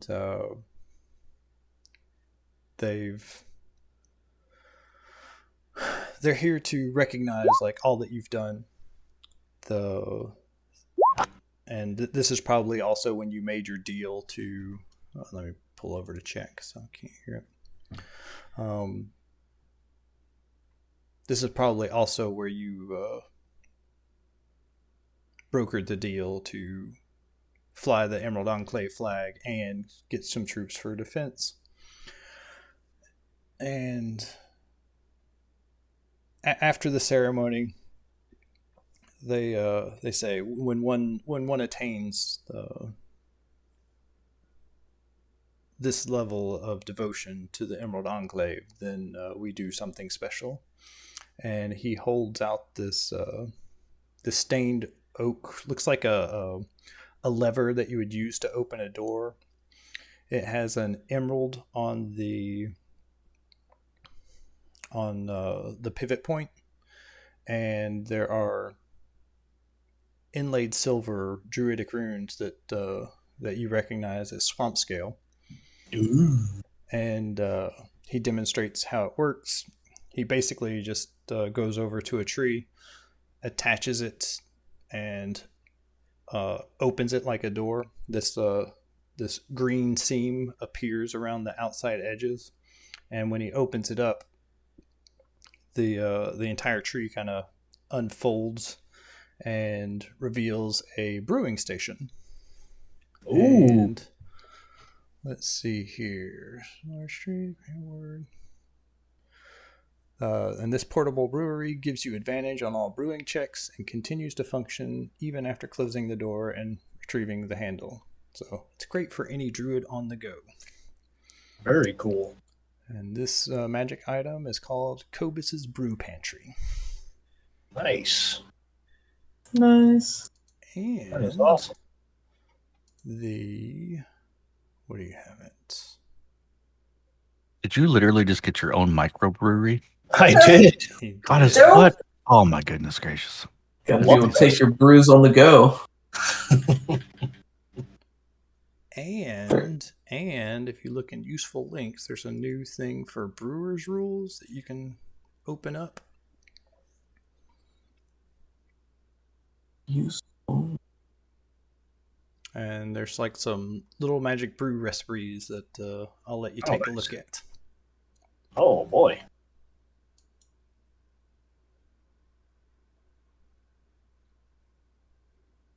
So now you've attained maximum rank in Wow. Enclave stuff. Boiling the mash. Ooh. Let's see. Jalapeno peppers. That's great. Kyla, you are invited to one of the Harper libraries. And I lost my faction stuff. I'm sorry, Kobus. Did you want anything more to do with these druid people? Have any questions for them? No, man, that's great. That's all good. I'll humbly accept all this stuff and gratitude and say, well, thank you for working with us. So, Kyla, your new feature is the Fountain of Knowledge. When you acquire the Wise Owl rank, you gain access to the Great Harper Archives hidden in many cities, and Waterdeep being the one of the major capitals. But you have access to that. So you can spend a day in one of these to research a specific topic. You may ask your DM 5 questions whose answers may be hidden in the archives, and the DM must answer truthfully. So yeah, you're invited to this this secret library. There are magical torches that are just continual light. They so there's no chance for fire. There are just dusty old tomes. I don't know if you remember in Lord of the Rings when Gandalf was researching the ring. It was a very short scene, but there were just these dusty old bookcases and just tomes lining everywhere. There are a few Harpers here that are assistants that will help you find things, but it's just a collection of so much just random and detailed knowledge that's just scattered throughout this place. Was there anything you were wanting to research or anything you were wanting to look at before heading out? Yes, actually.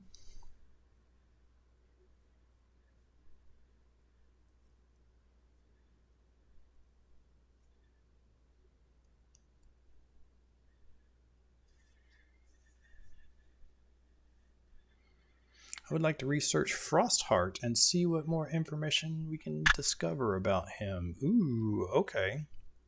Cool. What kind of... Let's see, because your voice is broken...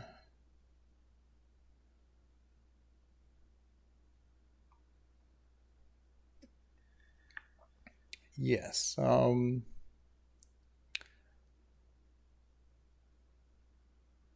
I can give you like a couple of questions, maybe 3 questions worth of stuff here, and I think you'll be happy with it. So one thing, this white dragon makes his home in the Sea of Moving Ice. In 1324, he was responsible for slaying the red dragon. I'll just put this in chat because I can't pronounce that, but I'll try. Responsible for slaying the red dragon Rathalialog.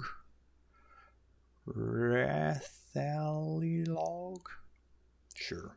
Above the city of Neverwinter, as well as a powerful sorceress, Sharira, when he toppled her tower in triumph. So after he fought this red dragon up high, he, as part of his victory celebration, he knocked over another tower. And he was also known for killing a host tower mage. And the host tower is this huge magical mage tower that was built in Luskan, and it's part of the Arcane Brotherhood.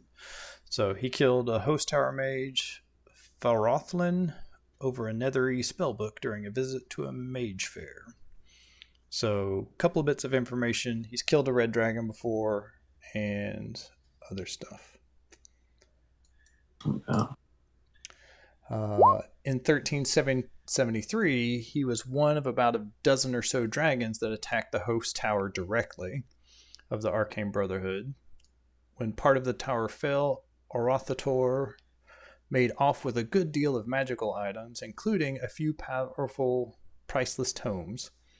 This was during a period of Draco Rage, an event that happens every few decades.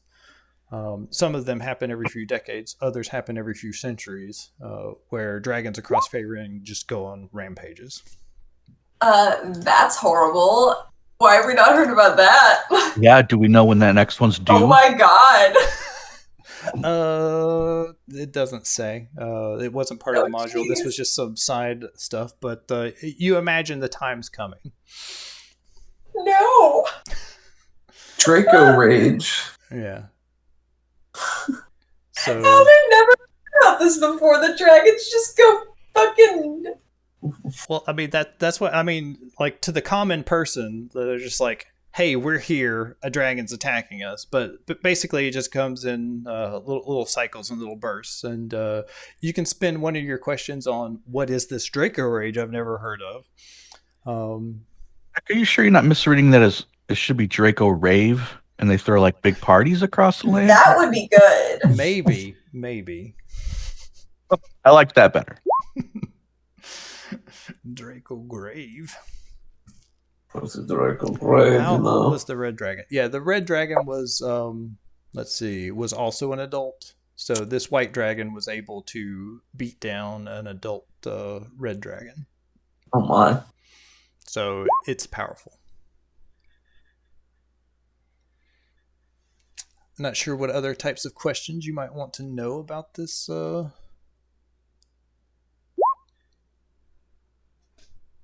But it seems to very much like magical tomes and has been known to be a spellcaster. You guys, we have this ritual book that we have no further use for. Maybe we could barter that to the dragon, you know? Well, there And you go. maybe the dragon and the devil will, you know, fight each other.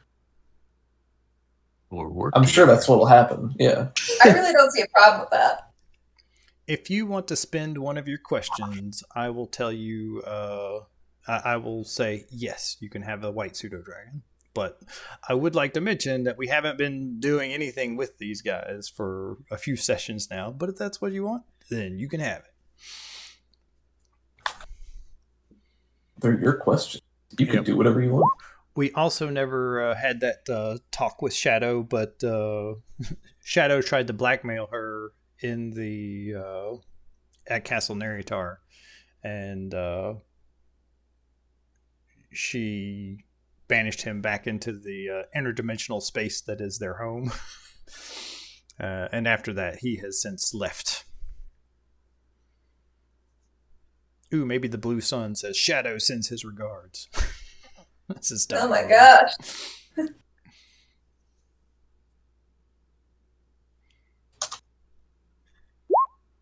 So we've used up, we'll say we've used up 3 questions. Is there anything else? I'll say there's some information about his, I'll give you some options while you're typing. Some information about his youth. Some information about his mate.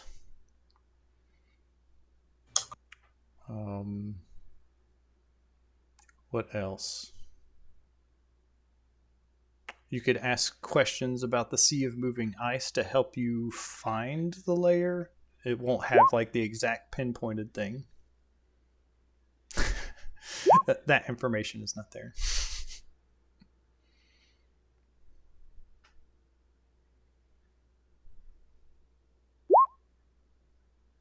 and other people can come up with ideas too.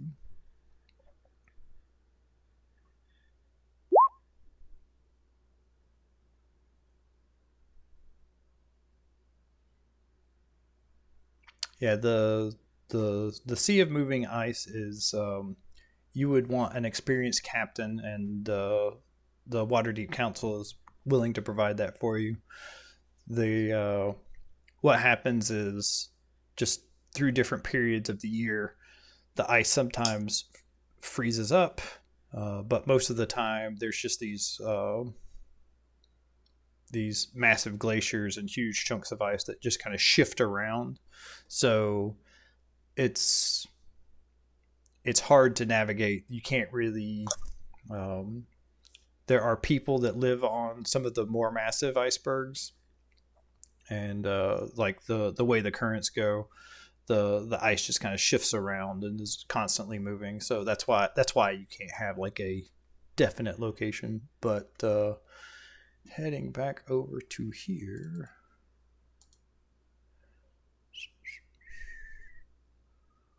Where's the map of the Sword Coast? There she is. It's just way up in the northwest section, kind of northwest of Icewind Dale. That's the Sea of Moving Ice is up here. And oh yeah, Luskan, that's where the host street was, which was that big thing that big mage tower that he and a bunch of other dragons knocked over. Stole a whole bunch of spell books.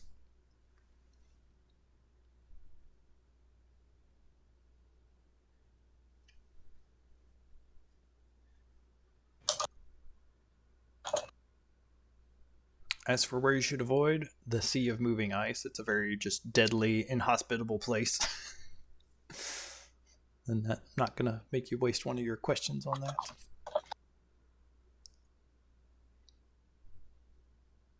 I mean, it sounded pretty safe, but Yeah, there's polar bears and ice trolls and killer whales and huge octopuses, octopi. What? That's cool. All kinds of crazy stuff. That's exactly where we should go. It sounds the most adventurous. It's true. Are we not adventurers? Mm-hmm. Has at least a day passed since the conversation with the Bone Devil? Sure. I'm going to give myself that spell slot back then.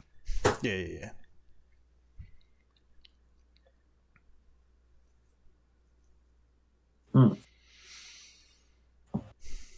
So how often can Kyla use the library? There wasn't a limit, but basically you just have to be back in town. But Gotcha. I'd rather there just be like, hey, if we're going to research this thing about the next adventure, then it'd be like once per session, maybe. Like, I wouldn't want to just say, hey, okay, we'll spend the night and do the same thing tomorrow. I picture this takes like a long time of actually doing this research. This is kind of her downtime activity for.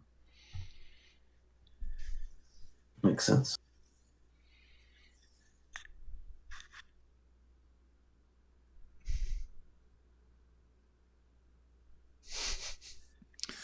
But if you don't have any more questions, we can move on. Would this be an okay place to take a quick break? Yes, ma'am. Oh, that would be dynamite for me. Cool. Yeah, let's take a quick break. And we will be right back. Ooh, I can try to run a 1-minute ad break. See what that's like. Nice. All right, we'll go.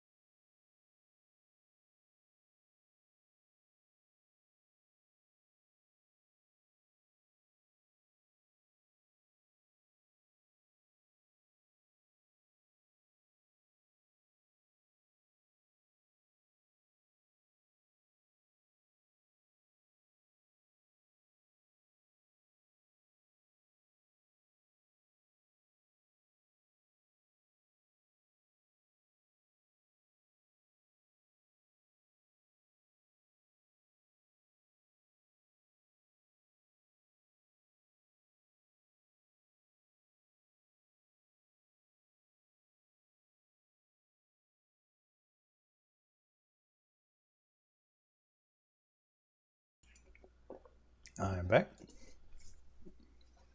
Welcome back.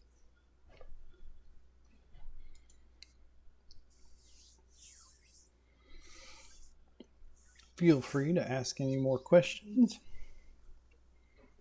I listed some things in chat that I might be interested in trying to accomplish before we were to leave this area. I don't know if they would be possible or not, but did you happen to catch that in chat? I did not.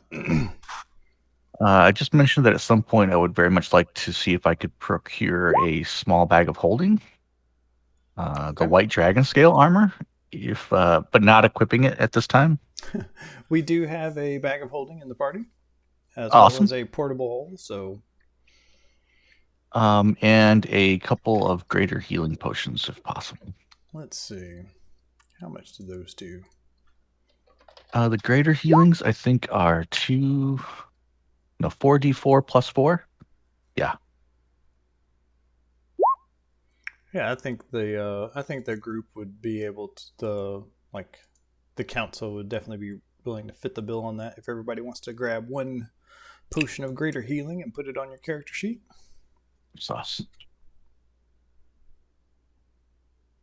Absolutely. Well, Macath the Crimson is a dragon scholar, and she went up to go in that area, and her boat was, I'll give you this information too. Everybody back? Wait for Doug and Allie.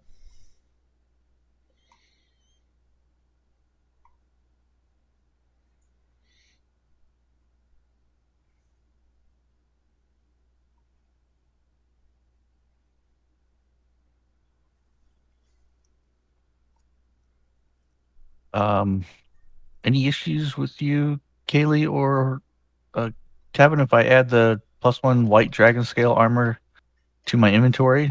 Of course not, man. Do your thing.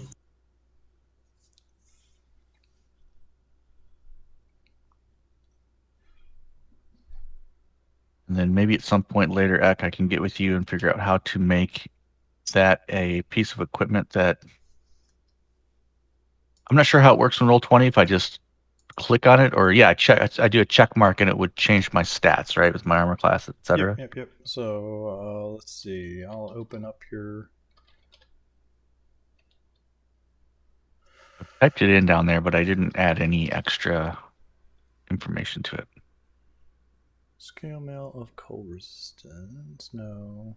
Dragon scale mail. There we go. Where is your character sheet?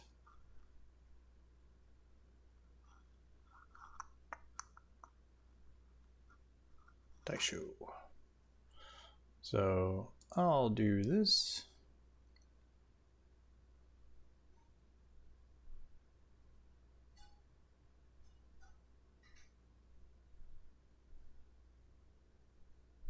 Then I'll come back here. Dragon scale mail.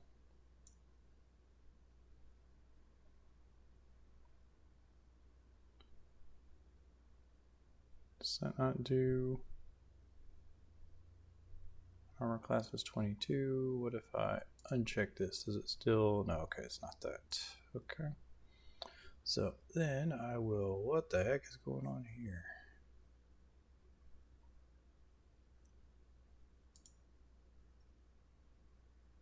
Plate armor.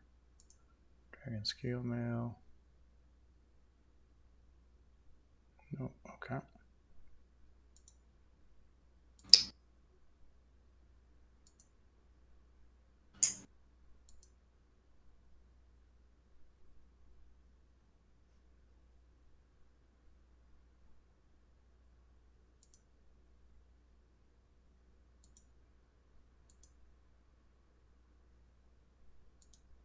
I don't see how plate armor is configured.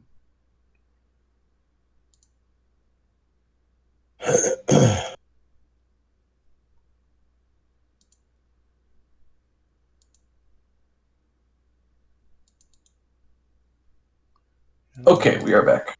Welcome back. Greetings. I don't see how that works, Stark. I'm sure that we could just manually plug in the armor class when needed. Yeah. Let me take this off your sheet. Let me uncheck the plate armor +1. Okay, that has lowered your armor class. Can I do scale mail +1? Will that raise your armor class? Nope. Oh, there it goes. 18. Okay, so your armor class would be 18. Perfect. And then I will say white dragon scale mail +1. Okay. Uncheck that. Check this guy.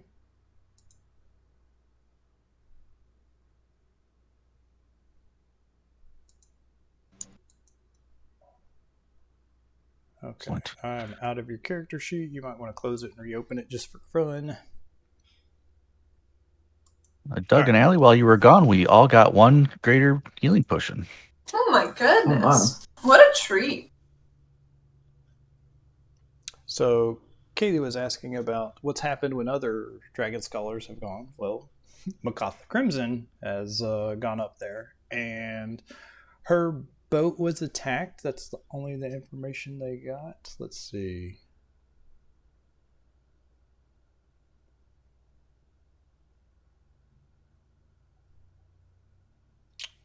One second. Let me open back up the Rise of Tiamat.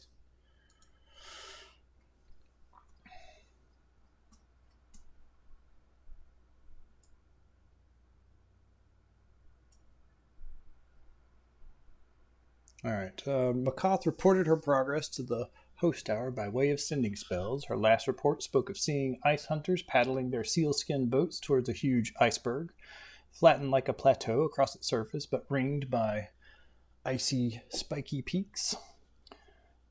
She had intended to follow the ice hunters and investigate the iceberg. After that, no more reports came. Attempts to find Macath using scrying and other magical means located only her ship adrift and heavily damaged. Some of the ship's crew were seen dead, but no sign of the tiefling sorcerer was ever found. However, the lair of a dragon as powerful as Arauthator is no doubt protected against scrying magic. Macath is alive. In addition to the lore she can share regarding the Drakhorn, the Arcane Brotherhood would be most grateful to get her back. So, the last Dragon Scholar has not been seen for 3 years. Or 2 years. Does not bode well. However long it was. Oh dear. And with the like mage is unable to scry it if the and it has must have some sort of scrying protection around it, then the armor's ability to locate the dragon might not work. But probably will. Yes, I understand. If Macath is still alive, I bet she would get along with Kyla.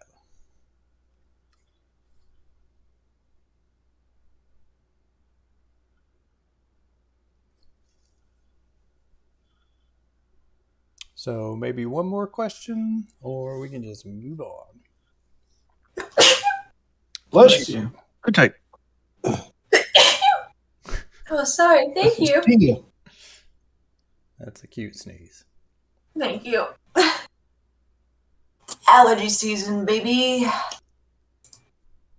All right. Well, if you come up with another question, we'll come back to that. Yuri, you were going to get promoted up to rank 4 as well. Woohoo! And here, kind of the Lord's Alliance members that were part of the council meeting are all there. Let's go over to here just so you can kind of see the people that are involved. Basically, everybody that's on the right side of the map over here.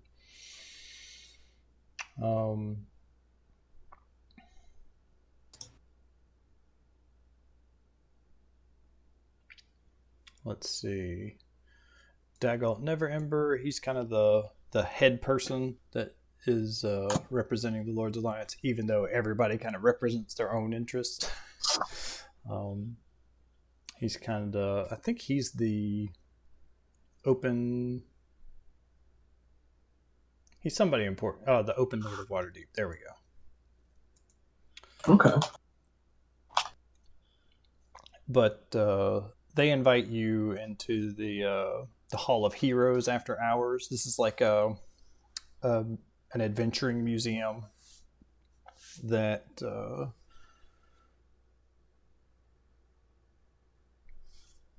that tell the tales of heroes long past, and so you see a lot of the great heroes of Faerun. I don't know who they are, but there's they're heroes. There's statues and dramatic poses, and there's plaques, and there's stories, and usually there's guides there to answer your questions. But this is all after hours, and it's just kind of, it's neat to have the run of the place. If Yuri has never been here before, then this is like him going to Disney World as a child. But he's an adult, so. Yeah, I don't know if you've been here before. If you've ever made it to Waterdeep, this definitely, like, you would have known about this place. Like, getting a statue of Yuri here would be like, I did it, I've arrived. Yeah, absolutely. But not yet. Mm-hmm. Let's see here. And then we're going up to the faction info. So you...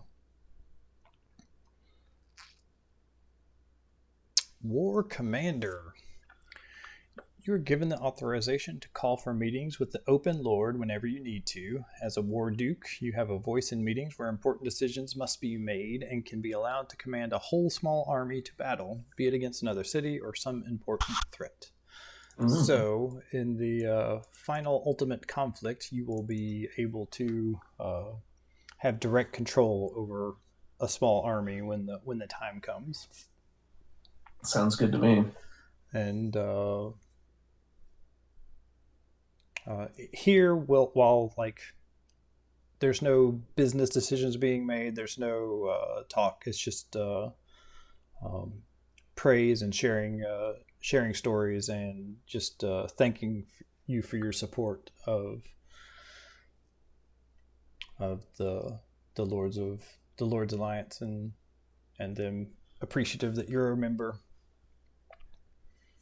He'll at one point make sure to pull out his helmet and start to tell them the story that once all the business is concluded and they're down to brass tacks, maybe the fade out of the scene is him pulling out his helmet and being like, "Have I ever told you the story of how I got this?"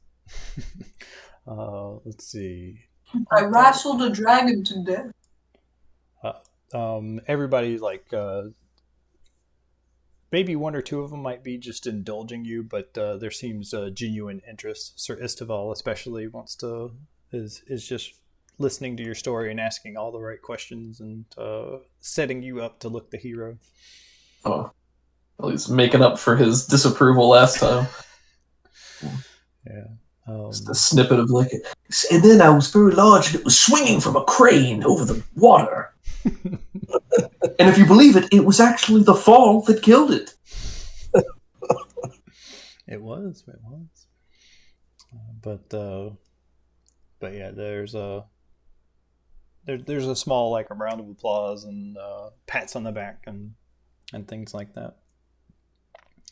And he pulls out his much, much larger helmet that does not fit him and say, "Now, did I ever tell you the story of the white dragon?" You do get some special praise from the elf who's been dealing with this pesky green dragon, and when there's a quiet moment and after stories have been shared, he will just approach you in, like, for a small little private meeting. And I don't have my notes here, so I don't remember this guy's son's name, but basically he says that he's been dealing with this green dragon that's been terrorizing his lands, and as part of that, his son has gone missing. So he knows you're not going to find any trace of him up north where you're going, but just to keep an eye out. And if you hear anything, then just please let him know, and he would be forever in your debt. Is the green dragon that he's referring to was Jade Talon, or this is a separate green dragon? This is a separate green dragon. One thing about green dragons is they live in forests. Elves live in forests, and they don't like each other. Sure. It's not 100% true. Green dragons love the way elves taste, and can sometimes be a preferred food source. So they and elves don't like being a food source, so they don't get along. Makes sense. Let's see here. Can I ask if he's referring to Visaria? No. I can get you the name of the green dragon. I think I'm just doing a little foreshadowing for some stuff that's coming down the Yeah, and that's totally fine. I just wanted to make sure they weren't referring to a dragon that we'd already killed. But How of course, embarrassing. That we'll say that that dragon was one of the dragons that was in his land, so he's happy that the thing has been destroyed. Mhm. I'll say, yes, we've all been affected by these happenings, and if I find any word of your son or anything of that sort, I will, of course, be sure to let you know in said word. And then like everybody's just kind of hanging out, and they've started just talking a little bit, sometimes privately, sometimes in small groups. But when the dwarf sees you and the elf talking, he comes over and injects himself into the conversation. It's like, well, if we're talking about next steps, then I want to make sure if you ever come across any more dwarven cultists, you bring them back to me. I don't want they need to be able to answer for their crimes. And then like his voice is carrying and echoing, and then the other members start coming over and start talking about what they would like, and it gets the friendly moment of cooperation and praise is kind of past at this point, and they're starting to bicker a bit. Yeah, Yuri will not say anything committal and just sort of let them bicker amongst themselves and fade into the background. And if pressed again, we'll just say, the Divine Dawn will continue doing its best to ensure that evil is brought to its knees and the best interests of our forces are maintained, whatever those might be. Sir Istaville kind of raises a glass, even though he doesn't have one. It's like we couldn't ask for more. And Dugult Never Ember says, "It seems like this is no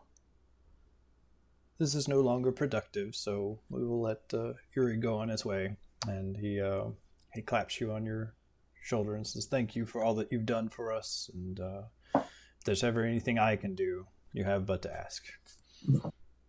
I will let you know. Thank you. It has been a pleasure and an honor to join you here. And just I feel like there's the swelling of pride, like the open Lord of Waterdeep is telling Yuri, "Hey, if you need anything, let me know." And that's part of that. That's part of that level 4 promotion. But I think it hits a chord in Yuri. Tangled never ever said if I need anything, I could go and ask. He'll immediately go and tell all of his friends. Tangled Neverember considers us to be very close personal friends. Oh, wow. That's amazing. Yeah, he said if I ever needed anything, I could call upon him. I mean, you could call upon me. What's he gonna do better than a genie? Well, but I only get 2 more wishes. I could probably get more out of him if I tried. That's true. I do have a hard limit.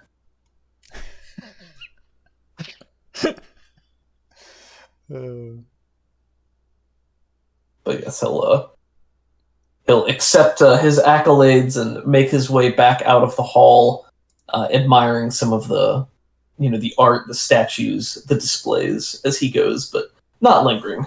Not right now, at least. He'll come back later undercover with a hoodie and sunglasses. Nice. All right. So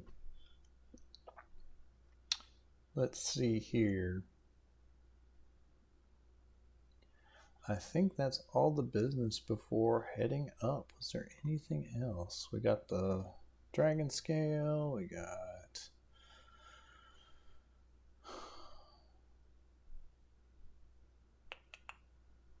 Any last minute stuff you want to do in town or anything? Or are we just moving on?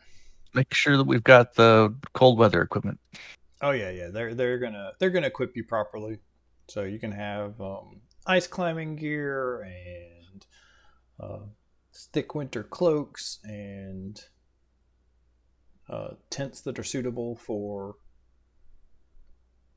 Perfect. sleeping in the elements and all that kind of fun stuff. It takes up a pretty big portion in your bag of holding. I don't like the cold. Then you are not going to like the next few days, I'm afraid. Wait, we're going somewhere cold? Well, based on what they've all purchased, it appears that way. Oh, I didn't get a coat. None of us like this. Maybe we just shouldn't go. Maybe. That's ridiculous. Of course. Oh, okay. Oh. Maybe you should make a wish that it's not so cold.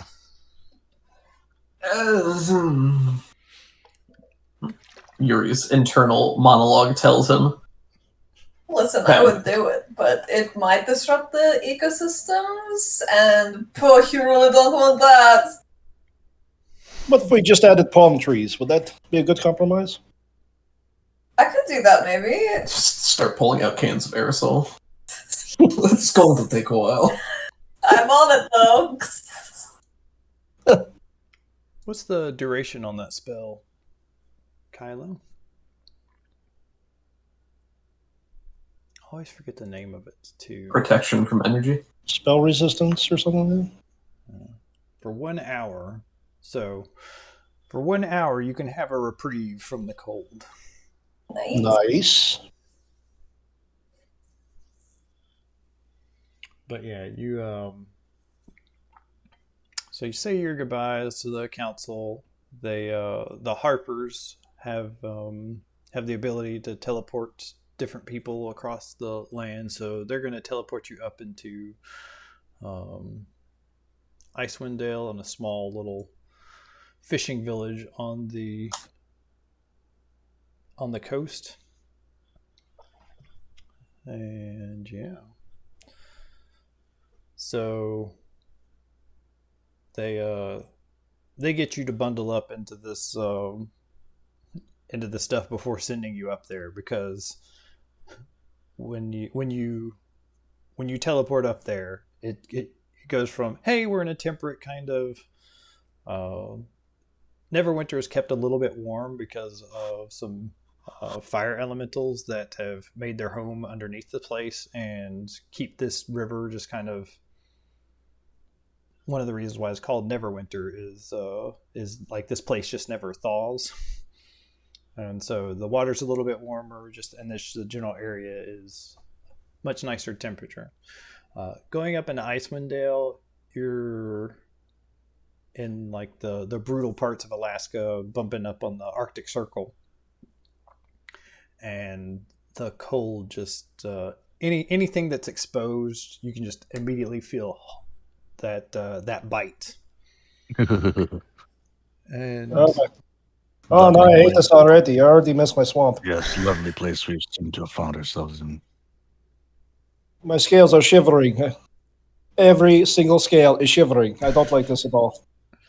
Oh, is that what that rattling noise is? I apologize. I'm trying to control it. I thought you were just practicing maracas or something. I thought they had cicadas up here, which didn't make sense given how cold it is. Ooh, I They're like more the idea. temperate. She Hey, says, Kobus. shivering. Hey, Kobus, Yes, how can I help you? stick your tongue on my shield. Okay. Well, hey, wait a minute. Foolish. What do I do now? Pull it off, I suppose. Just pull hard. Oh, I didn't think you'd really do it. Here, I'll give you a quick healing word. yeah, It was a good goof.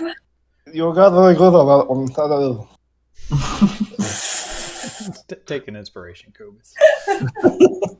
So yeah, you make it inside, and Kaylee, take an inspiration for just gaming with us when your voice is out. I know it's a pain, so little sorry you're hurting.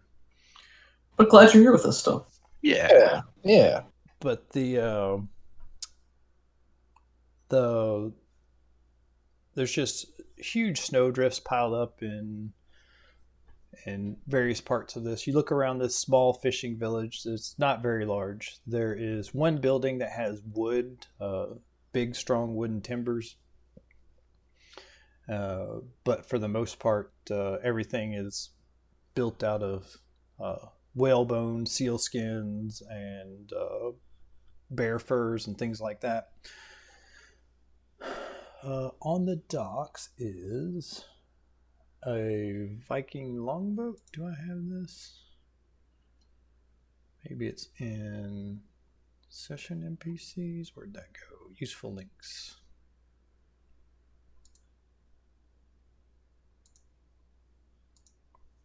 Was I smart? Did I put this here? Ah, yes.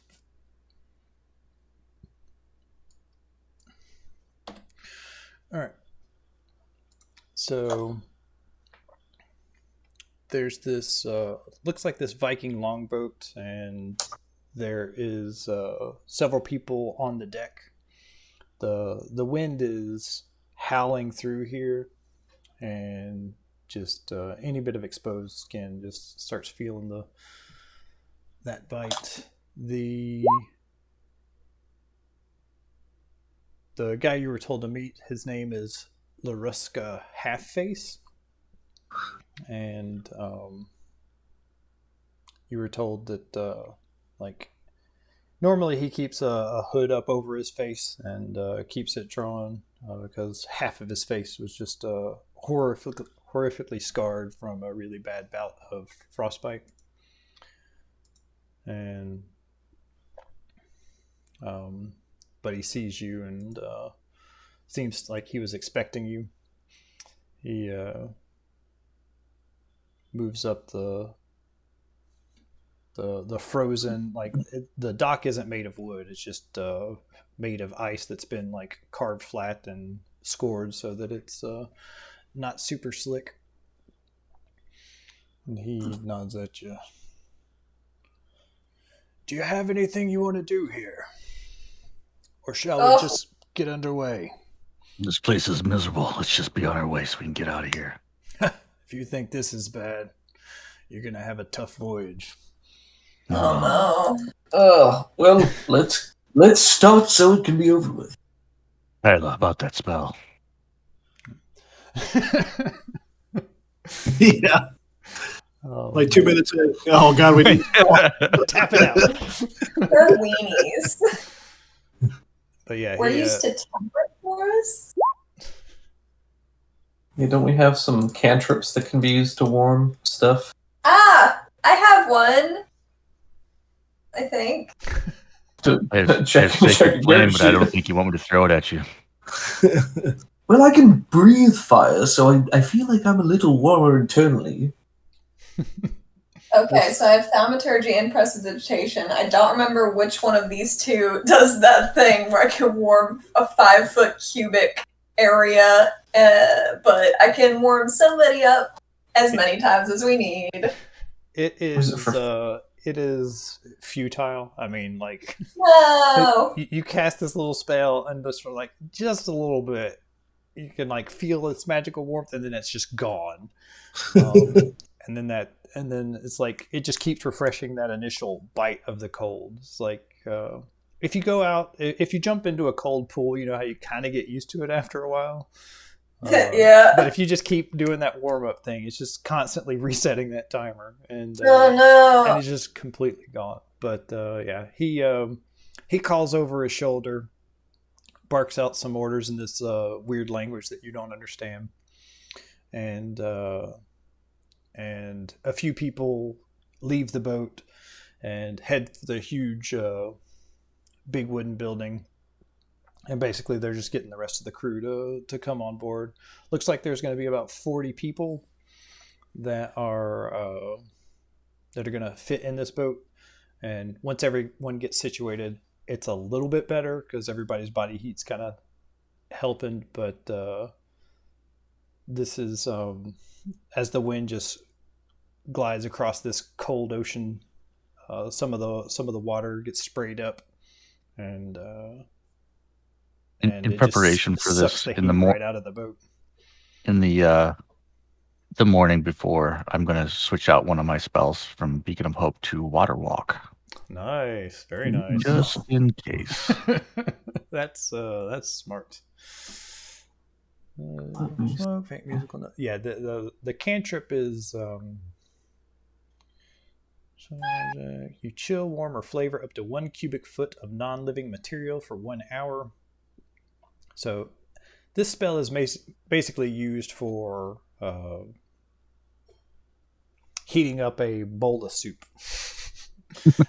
To make But it what warm. if the soup is like the soup of our bodies? Because to vampires, blood is kind of like people soup. It's people chowder. Yeah. I feel like a strong argument could be made for people soup. Well, it specifically says non-living material, so people soup, I think, is. Like, you don't know Astor's alive. You can also light and snuff out a campfire. Oh, neat. Yeah, I picture you guys like trying to start a fire in the middle of the boat. Plenty of wood here. But yeah, he you look out onto the ocean water just seems black out here, and these next to the brilliant white light that's getting reflected from the sun, and all these icebergs, and just as the waves are moving, you just see this the undulating glaciers, and at first they go out of port under the power of oars. Anyone's welcome to join in on that, and you'll get a little bit of heat from just a little exercise. Yes, more tea would be lovely. But for the most part, it's oars coming out of the dock, and then shortly thereafter they put the sails down, and then once they get into some clear waters, they a few people keep watch above deck, and then they pull this canvas tarp over the main section of the boat where everybody is, and then it slowly starts heating up. And then it's not so bad, but for that little bit while you were just out and about, and but the Ruska says, "Don't get used to it. We won't be able to keep this in place the entire way, but while it's clear, we can at least enjoy some small comforts." And where are we headed? I was told that you wanted to try and find information on a missing person, Macath, and possibly track down the lair of Arauthator. That is correct. Yeah, when he says Arauthator, like a couple of the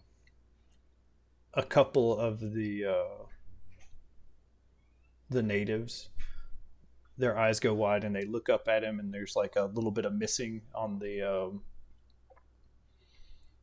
not a little bit. We're not under oar power anymore, but they look up and start whispering in hushed murmurs of a language you don't understand.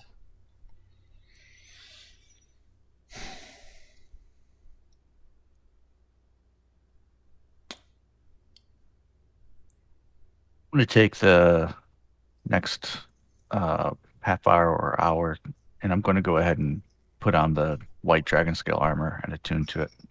Okay. And as soon as that's done, I'm going to see if I can reach out and sense the presence of a Arauthator within 30 miles. Let's see.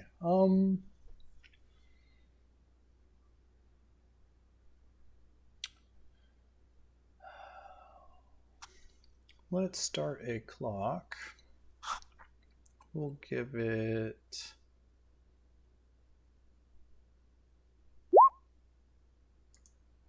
8 ticks.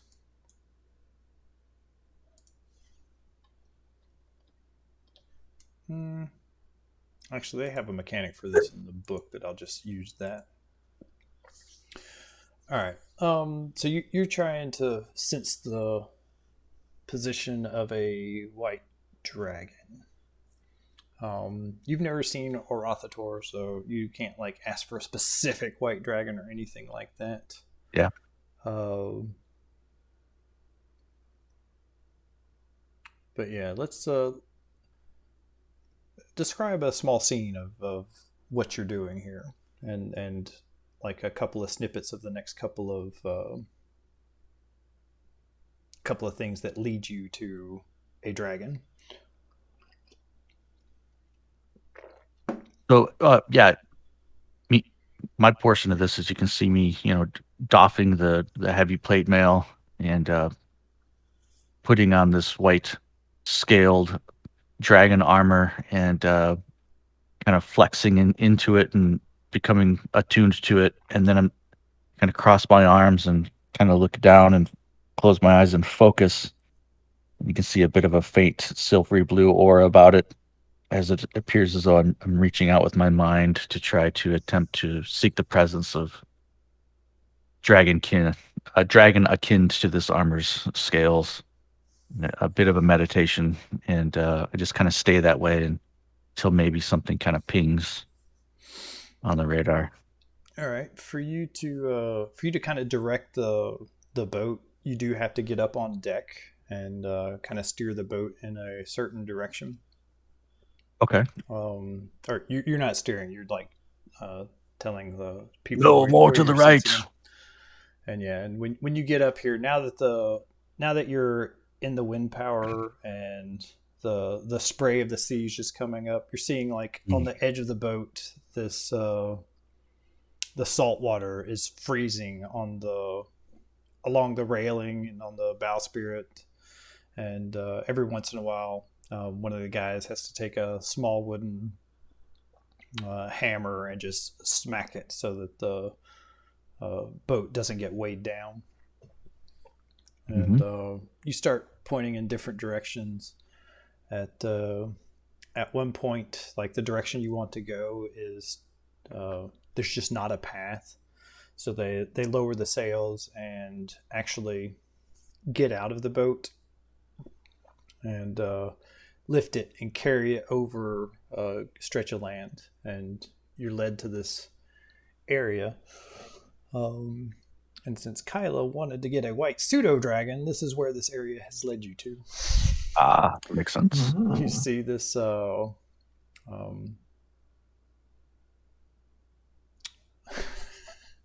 you find this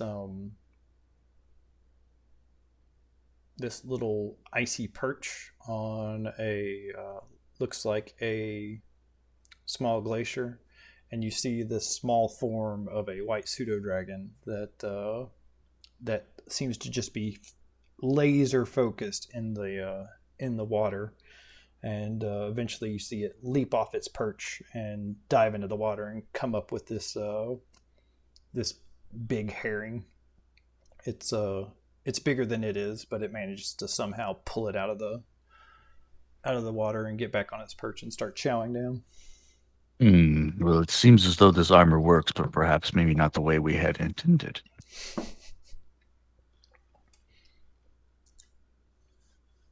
Well, it sort of worked. I mean, it's white and it's dragon-esque. Do you think it would work on a dragon boat? Tough to tell, perhaps. Yeah, when you were following this sensation, you felt like it was very weak and not very powerful aura, like that was directing you here, and you thought maybe you were getting through the scrying wards or something like that. But now you realize that no, you were just chasing down this this little pseudo dragon.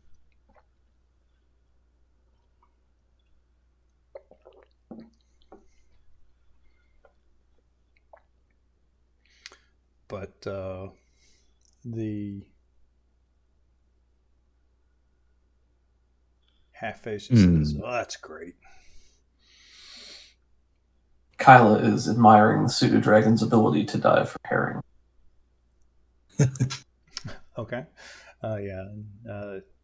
You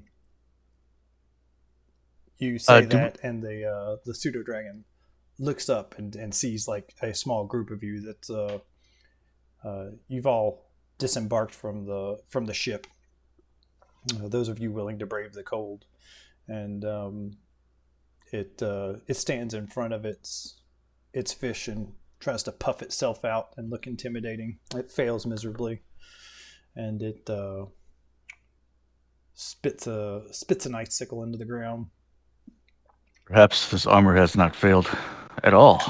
Kyla, are you able to communicate with this small dragon? Perhaps it knows where the larger dragon lays.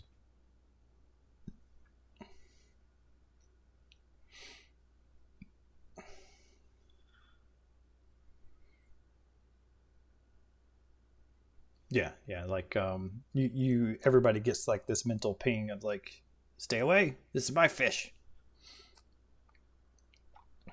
Get your own.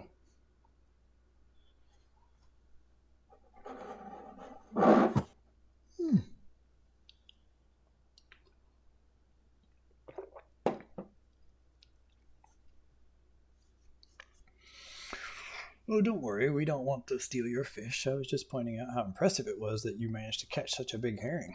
And the thing nods. It basks under your praise and smiles. Out of character to speed this kind of interaction up. There's you try to praise it and convince it that you're a friend and start asking it information on the dragon. And why don't you give me a roll? We'll say I think your goal is to add this pseudodragon to your collection. But your other goal is to get information on where the dragon is, the big dragon. So why don't you give me some sort of persuasion roll? And if you fail, you can have one of those two things. If you succeed, you can have both of those things.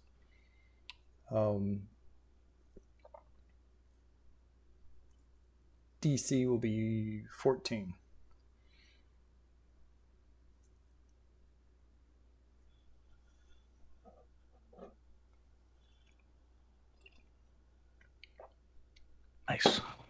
Nice. All right, so you talk back and forth with it. It takes a while. You've given it some food, maybe a little bit of treasure, showed him the other two pseudo-dragons that are already in your collection. Shadow has since left. The red dragon does not want to come out here at all. Like, if you force it to, it will, but otherwise it is staying inside the interdimensional space where it's nice and warm. But Storm will come out and talk. I wasn't planning on naming a white pseudo-dragon today, so if anyone has a cute little name for this boy or girl, name it up. Snowflake. It's not very intimidating, but Snowflake it is.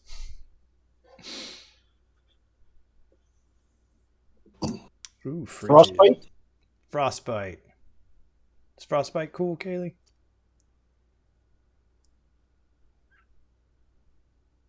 Frost for sure. Love it. Okay. So Frostbite, and if it's a boy or girl, you tell me. The Frostbite says, first of all, you guys are crazy if you want to go up there. That thing eats whales. It eats ships. It...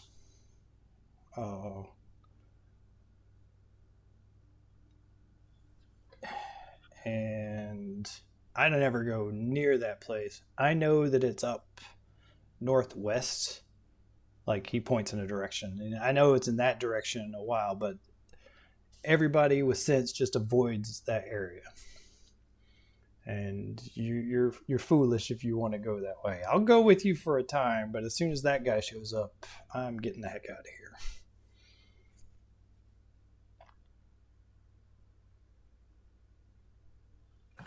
Yeah, so you cast a summon familiar spell and bind it into your totem. There was already a spot set up for I forgot, of Shadow, and Shadow has so I think Scorch and Storm have already divvied up whatever was left of Shadow stuff, but the extra bed and thing is already set up for Frostbite here. Let's see, where is mine? There it is.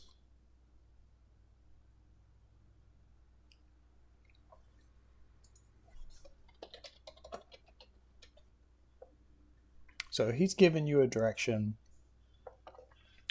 and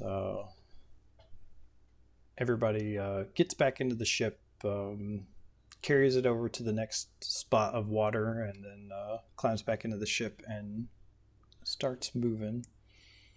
So it takes a while, but you start moving in that direction. Let's see what we find. Ooh, we find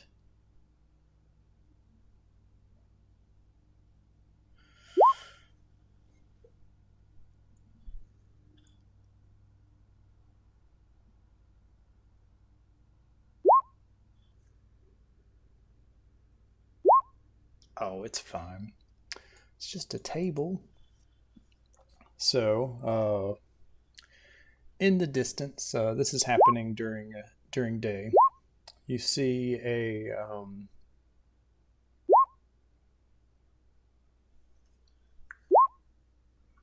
all kinds of stuff going on in chat.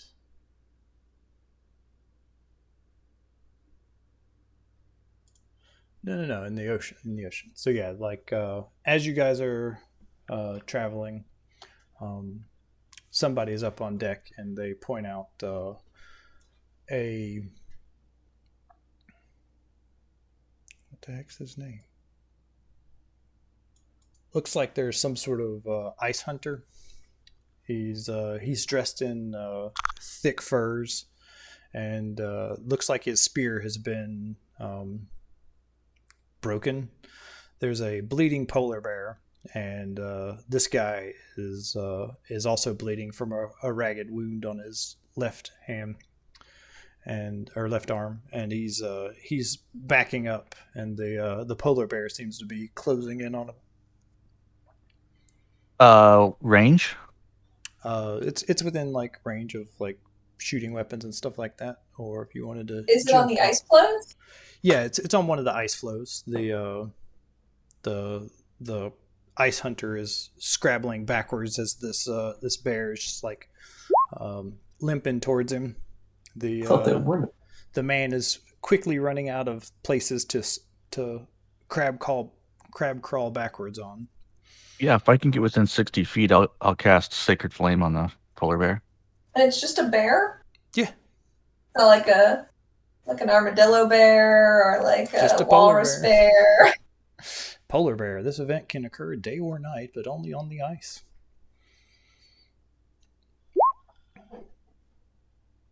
Yeah, so yeah, you run out there and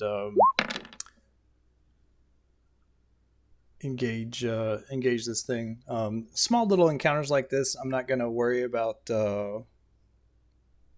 fighting and doing stuff like that. We're not going to play out that encounter, but you can go ahead and give me like some sort of roll to help bypass this situation, and then we'll spend a few resources. Yuri will hurl his shield like a discus, and it glows with that glimmering golden energy, and smashes into the ice floe between the man and the polar bear to try to crack the ice and create like a distance to buy him a little time. Nice. Cool. Yeah, if some people want to do some rolls, Kayla, you said you wanted to do Arcana check for spellcasting. So yeah, just people roll a couple of things and we'll just shoot from the hip. Can Discus. my familiars speak with other animals? I don't know. Maybe other owls? Kobus can speak to animals. True. Sure can. Let's see, familiar. You can service familiar. Action dependent. Better than a discus. It's just like a giant yo-yo, and he pulls it back on his golden cord of energy. Oh, Nice. a Wonder Woman. Is that a thing that she does? She's like a golden lasso. Oh, that's fair. Cool. TM. It's legally non-actionable yo-yo lasso golden light. Well, now we're just dipping into Yu Yu Hakusho, and I feel like they're more litigious on the whole. I believe she refers to hers as a lariat. So if you go lasso, you should be good. That's a little more yeehaw, you know? But he spins in a lariat type motion to throw Oh, crap. it. So Now we're back in trouble again. yeah, man. Dang it, Doug. Well, listen, I just want to cover all of our bases. Do you want to kill the polar bear or just drive it off? Does it seem sinister in any way? Does it No, seem it's- delicious? It would be delicious, and like the people aboard the ship are in favor of killing it. Yeah, I mean, this guy might have been hunting it, so maybe he needs some of it too. Sir, why were you fighting this bear? He raises his hands and he spews out this this fast language that you just can't follow. This is I'll assume it was fine. She says, not understanding. Yeah, the half face comes up and he looks over at you. He's like, "It wasn't fine. He almost got killed by a polar bear." He says he says he was hunting when this polar bear got between him and his boat. He couldn't get to it, and he had to fight it, but it wasn't going well. And he thanks us profusely. Ask him if he's hurt. I can help him. He is hurt. So, yeah, if you want to spend some healing resources to get this guy back up to 100%, then, yeah, he's going to be 100% cooperative with you. I play love interest. On the polar bear? No. Uh, Turns out the polar bear is actually a druid he's wronged. Oh. So, rough stuff for that guy. List. no, just a normal polar bear, just an encounter on the ice floes. And I'll also use my healing kit on him too. yeah, okay. So some quick healing and then a little bit of You throw some stuff at him, and some magical healing at him, and his wounds close, and he just marvels at his hand being able to flex again. He mutters in this language, and I'll ask him if he speaks common. Larusk, no, absolutely not. There's no call for it. That doesn't help you survive up here. He doesn't care. There's no infernal. Perhaps here he calls it uncommon. But Laruska says he thanks you and says you're a very powerful shaman. We just gotta follow. Oh, that was actually me. Cobra Palooza. Yep, that was me. Us for following. Of course. Well, all right.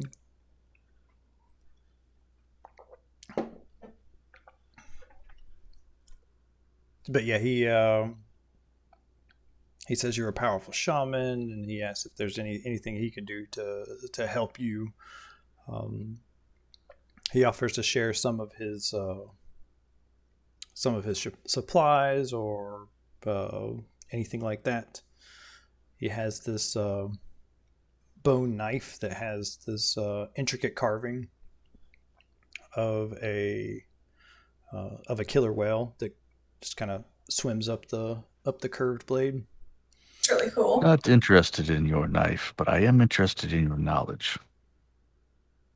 And Laruska translates, and the hunter says, I don't know much. I can hunt and I can fish. And we are seeking Arauthator, but we are also concerned about any other potential dangers that lurk in this area.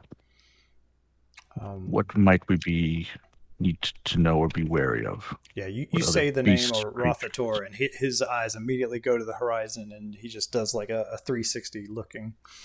And he's like, no, you don't want to do that. It's like, you saved my life. Let me save yours. Just go back the way you came. We certainly don't wish to die, nor do we wish to have to kill. We simply wish to know. But yeah, he'll tell you some. He'll tell you a few bits of information that this dragon lives somewhere to the north from where you're at right now. He points in that journal, like that's his territory, but his territory shifts around because he makes his home in this giant glacier, and people know that if they see that glacier, they're too close, and they turn around and go back the opposite way. But he describes this triangular shape that sticks up out of the ocean water. There's the top of it has been flattened off, and there are these just jutting ice spikes that are on the outer edge of it, and that reminds you of the place that was already described to you, where Macath went. I'll ask him if he knows of any other concerns here, other powerful entities, monsters, creatures we need to be wary of. Yes. That he knows of. There are ice trolls that can, if you were in a boat like mine, and what happens is you just die because they'll just destroy your boat. Boat your size, they might try to pull up a plank, bust a hole in it, and then engage you. He calls them scrags. They're aquatic trolls that swim in the water. Scrags. Any telltale sign when they are near? How to tell if they're here? Let's see. Yeah, he'll give you like a trick that you can watch for. Awesome. To keep that from happening. He says there's giant octopi, and he says most of the ice hunters up here are at least friendly, or at worst neutral. So they tend to help each other out around here as long as food is good. And if the winters get really harsh, not like he says, when it's not a nice day like today, and you're like, what? Then sometimes food can get a little scarce and people close up. But not right now. Like now, since the weather's good, then hunting is plentiful. His boat was attacked by this bear. Is that correct? No, it just got between. Like he was hunting seals, okay, and the polar bear. So he's got a way to go then. Way to get off of here. Yeah. Okay. Anybody else want to ask him anything?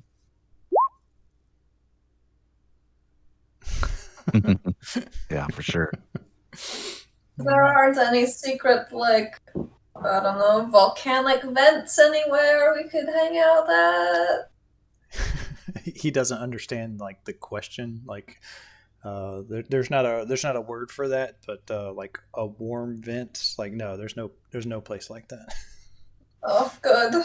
She says with her like hooves clacking against the ground. If you want warmth, then you should bundle up. Maybe burn some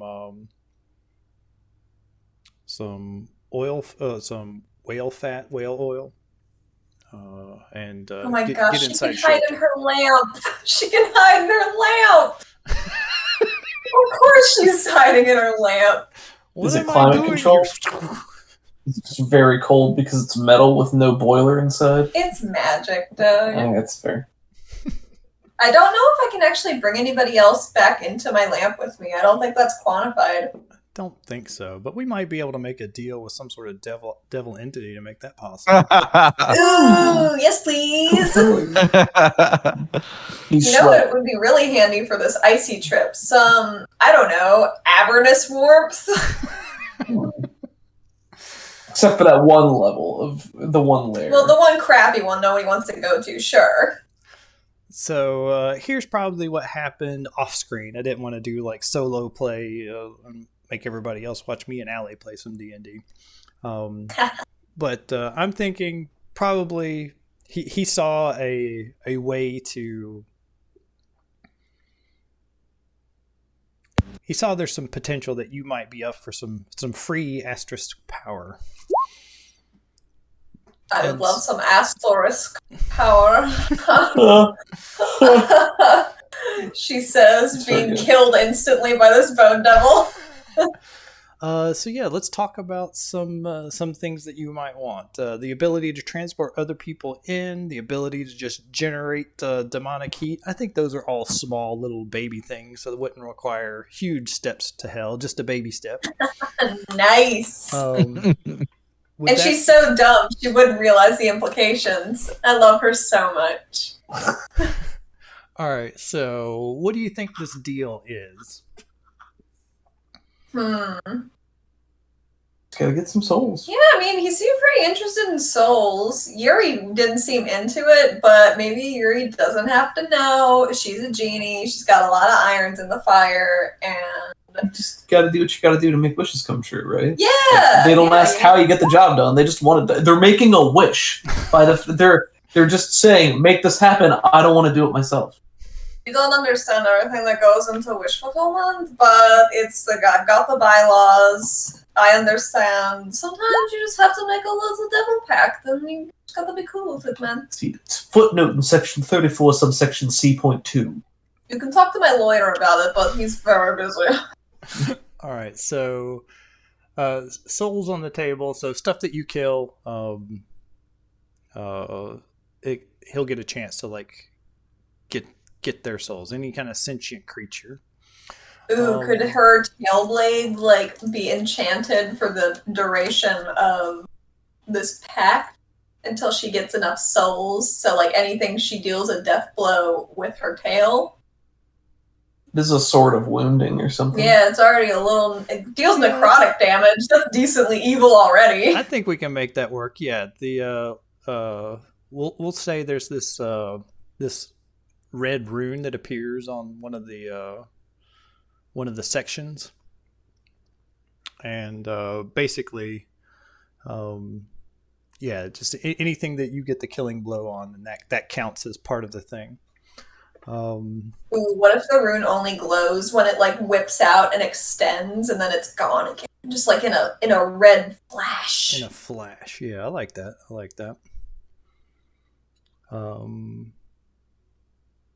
So if you want to say that like one of the bits of power that you got, or one of the first things that you get, you want to not be cold, or you want to even generate heat, then I think that's totally on the table here.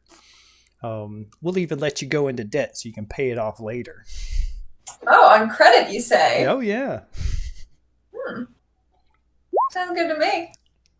Yeah, Astor, I guess, doesn't need to wear a coat. She's like, yes, I suppose nowadays I'm just overflowing with the warmth of kindness. So huddle up. It's fine. So yeah, the like you have this little interchange, this little deal brokering while like everybody else is talking, but you just like time is stopped and you're having this like mental exchange with your new patron, and make a deal. It's like, and so long as you're in debt, then he gets to give you small little inconsequential things that you don't have to worry about, like a little task, like take this little chunk of sulfur and bury it outside Castle Arauthator, something like that. Sure, I don't even know where that is. That's fine. Okay. All right. So yeah, you make this little exchange, and after you've talked to this guy, you start getting. Doug's just shaking his head. He's just sitting here silently, looking in the middle distance, shaking his head. So yeah, you've been like your crew's been talking to this guy, and you can't really understand but half the conversation, and so you come back and you're just like you're starting to sweat underneath all these seal skins and everything that you've been wearing. And you're like, whew, it's getting hot. Good news, everyone. My latent genie powers are kicking in. I just had to be in the environment for a little bit, get acclimated, but now I'm much more comfortable, so you can have these extra seal skins. I will not be requiring them. Yeah, can do an insight check on that. Is this what she believes? Absolutely! All right, seems legit. You can, let's see. You can make a test, or like a roll to see if something is going on here. It's like... Crit, fail, crit, fail. Fail. It's 100%. I say things and they happen! She is a genie indeed! Her latent genie power just need to be acclimated to this cold environment, and she's been saying she's been recovering lately, and so now she is she's on board. So I squint at her, think hard, and shake my head because not only do I believe she's a genie, I'm now actually jealous that she gets to be warm because she's a genie. Well, also everybody that's around her gets to be warm too. She is like radiating heat. Oh, I missed that part. I'm like a sun lamp for lizards. And we don't have to plug you in. I don't even know what that means. Nor do I. Hey, Fire Dog Forge just joined the stream. Hey, Kent, welcome to the stream. Hey, buddy. That's firedogforge.com. Go check out some cool merch. So yeah, you make this little minor deal, and we'll work out some details for how to get this paid off. And but for now, it's just free warmth. Just the warmth of hell radiates through you. But she makes it smell nice with her various cantrips. Yeah, it's fine. Like at this stage, nothing really feels demonic about it. It just feels nice and warm. I feel like it smells like a warm springtime breeze, you know? It's just nice. A little bit of flowers on the air. As a tiefling, do you have a bit of a brimstone smell to begin with? I don't know. I mean, I know that tieflings are like usually descended from some kind of evil, demonic / devil entities, but I figure eventually some of it just gets diluted over time, right? As Yeah. they like. Well, I don't think Astor knows what her dad was specifically. Mm-hmm. She knows her mom's a tiefling. She loves her mom. Her mom is not a genie. But she's around. She's just in their home. But Astor becomes the new popular person on the boat. Everybody wants to sit next to her. Astor, you are fantastic. You are the best. We should have had a genie in our group much sooner than this. Well, that's what people keep saying. Mm-hmm. I don't know. It's pretty foolish of them. We're happy to have you with us. And I'm happy to be here, so it really works out. And I'm happy to be warm. This is much more tolerable now. Thank goodness my genie magic kicked in. Yeah, there have been times where you've been traveling now in the ice floes for like a week. There has been times when stuff was too brutal to leave people below deck, so they've had to open that up, open up the canvas covering over the top. And It was just those times were brutal. The water kept getting into the boat. The anybody that has like the gold dragon kind of whiskers that would hang down, just slowly but surely stuff would get accreted onto you, like the mask that you're wearing, and like these icicles would be forming on your skin. and it's been brutal. But I get any resistance with the white dragon scales? oh yeah. You're fine. Sorry, I forgot you were wearing that. Yeah, since you're wearing the white dragon skin, it doesn't feel that bad. It feels annoyingly Nice. cold, but other people are experiencing this. Astor, could I ask to switch seats with you, please? Sure. Heated seats on the boat. It is the best, man, I tell you. I think maybe she's just like sitting in the middle of like a group of people, just cross-legged, just radiating. Just basking in the glory radiating off of Astor. But yeah, the with this space heater in the middle of the thing, you've actually had to open up the like you can't just keep it closed now. It's it was generating too heat and people were getting uncomfortable and they're not used to that at all. I can just go outside for a little bit if you want. They can regulate. Yeah. Don't you dare move, lady. All right. But yeah, you're making your way and you feel like you're getting closer. A few of the sailors like look over at the white the white pseudodragon and say that they complain to the captain that it's bad luck, and he's like, well, then it'll be bad luck then. They grumble but listen, and since then you've like delivered a polar bear skin, some polar bear meat, and shared that with your new friend, and things have calmed back down a bit. You're moving on throughout the ice floes. Let's see here. What do we encounter next?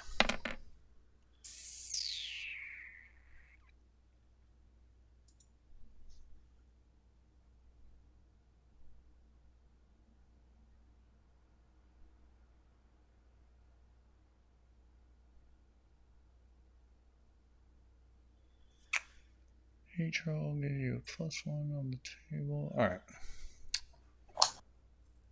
You're up on deck enjoying the cool breeze, Stark. Okay. That's kind of refreshing. When you spot some of the signs that your rescued ice hunter pointed out. Yep, like, I'll hop too. There's a couple of these big, decent-sized chunks of ice that are moving in the wrong direction. Basically, like everything's kind of flowing together, but these two chunks of ice are moving away, and looks like they're getting placed in your boat so that or in the way of your boat, so you'll have to turn a certain direction.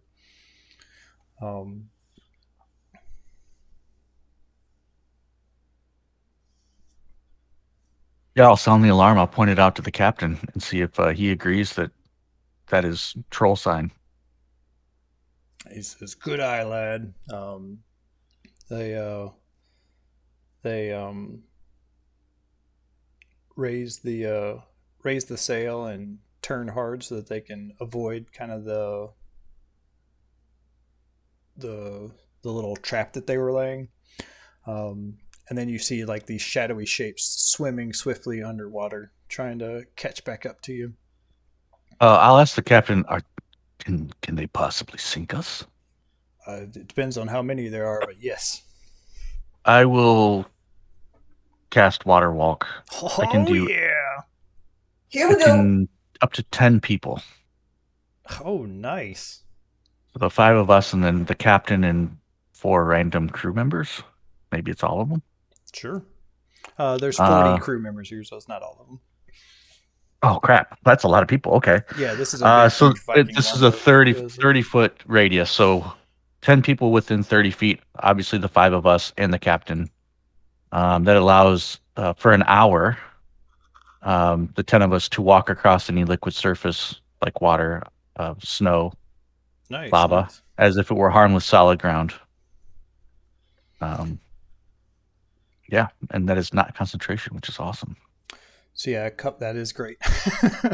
Because that's good for an hour. So if it bleeds over in the next session, that's good for an hour of game time or world time. So yeah, you these two trolls they start circling the boat, but you've identified them. They recognize that they're there. Again, like these small kind of encounters, I didn't want to role play because you guys are more than capable of taking care of a couple of trolls, especially with the aid of some of your magic and stuff like that. So why don't you describe a couple of cool scenes of you guys dealing with these frosty ice trolls. Let's see if I can find a picture. Scrag. Nope. So they're swimming around the boat? Yeah. Do these count as souls for me? A hell of a They backstory. would. They would. Ooh. A good start to a beautiful friendship. Mm-mm-mm. I'm going to breathe poison on one of them. Nice. Kayla says, so about polymorph. Nice. Yeah. If you want to use some of your bigger spells and things like that to completely circumnavigate this, then that's great.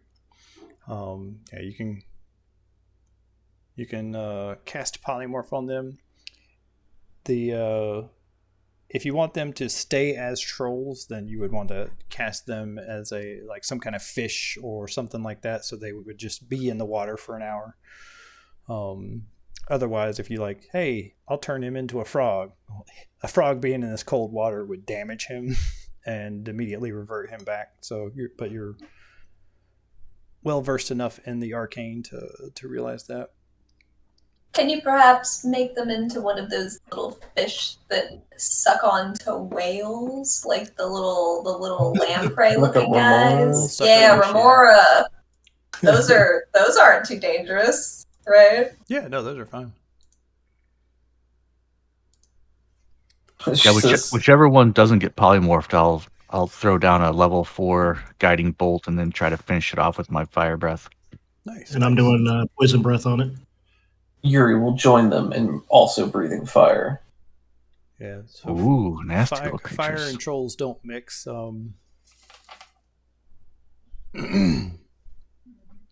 Astor is fishing with her tail. So yeah, does anybody jump off the boat to go engage them on the boiling ocean? Yeah, definitely Yuri does. Absolutely. If he knows he can walk on water. So my main question is, if Yuri falls over, is he still like? Is it treated as ground? Is he just using this as his flat surface? It'd be treated as ground. I picture a couple of things, like if you do fall over, then you would like hit the ground and it would splash up, but you wouldn't get wet. It actually says if a creature is submerged in the liquid, the spell carries the target to the surface of the liquid at a rate of 60 feet per round. Ooh, okay. So they can't pull me down. You would like sink and then you would pop right back up. Some trolls I mean, I don't think suplexing them against the water would hurt because it's just water to them. against ice flows. Sure, yeah.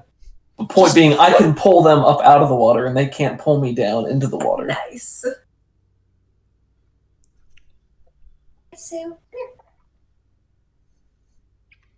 But yeah, so you guys hop out of the boat and start wailing into these trolls. One of them does, like the hunter said it would swims under the boat and starts trying to pry one of these boards up to put a serious hole in the boat. But because of the warning and because of the kind of the magical input that you've put into this encounter, they you chase them off before that happens. At one point the trolls like see you walking on the water and they breach the surface and like grapple you and try to pull you down in, but the magic just keeps pulling you back up to the surface like a magical buoy, and then the water just runs off of you without soaking your clothes or anything like that. And Kyla, you said you were casting polymorph on one of them, so one of them disappears. The other one, though, you managed to beat it down. There's some fire that's there to help keep it from regenerating, and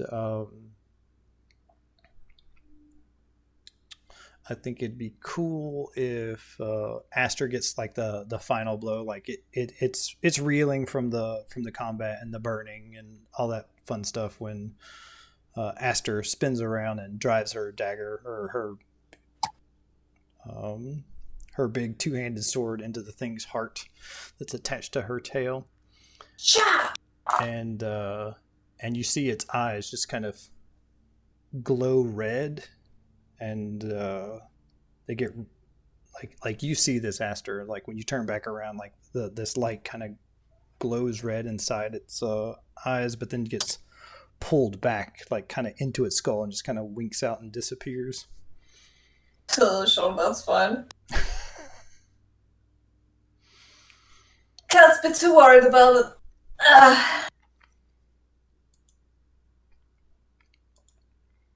Hey, good job, everybody. We did that really well. Yeah. Taisho, this walking on water is incredible. Yeah, this is It's amazing. fantastic. It's a whole new terrain to smash things on.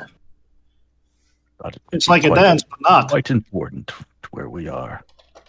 It was very strange for the waves to go under me, as, you know, it was solid ground, so I was sort of riding on them. But luckily I have my sea legs, so it didn't bother me. You know what we should do? We should attach ropes to the back of the boat and just kind of, ski. Huh. That sounds like a lot of fun, actually. I wouldn't mind doing that. How long does this last for, Taisho? 1 hour. Kaylee says, "Oh my god, the troll is bigger than the mountains." Well, when they say mountain troll, they weren't kidding, huh? Quick shot of us just water skiing for like 5 minutes. Jackie.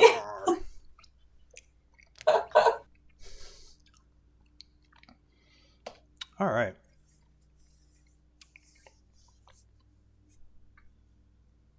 So yeah, you guys are cruising around. The cold, bitter winter has been driven back by Astor's new genie power coming online.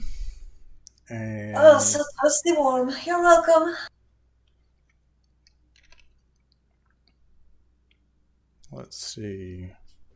Is there any other interesting stuff here, or do we just want to move on? Check this real quick.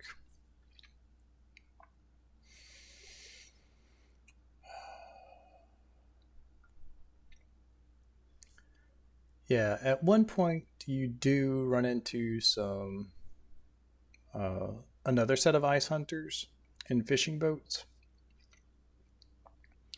and you start trying to flag them down, but they brandish their spears and scream at you to stay away. Well, that's a little rude. I've seen how this movie starts. Throwing dogs around sound like this. Shoot the dog. No, they're just it looks like they just want no part of you and your crew. And when they see that you like start approaching, then they start paddling even harder to get away. Oh, that's just as well. Yeah, it's Yeah, like until they're pretty they far away, need so us. you can't really hear what they're saying, Kaylee. They but the captain says, I don't know what their problem is, but they don't want any part of us. It's unusual. They're not. That's uncommon. Are they cultists, you think? What are you rolling insight for? For the people or for the captain?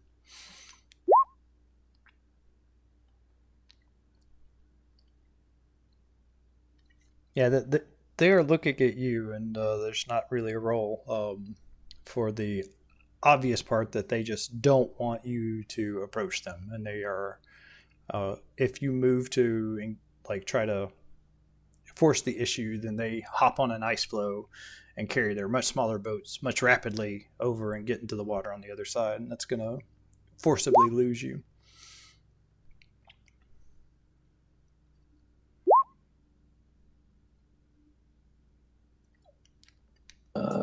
Does anyone have sea invisibility? I think I don't. I have a torch. I can do it.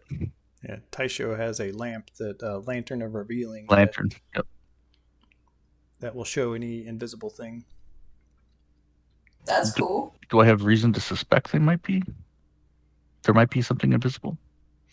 No, but I mean, it's a simple matter of just putting some oil in the lamp and lighting it, and there isn't an invisible dragon flying overhead or anything like that.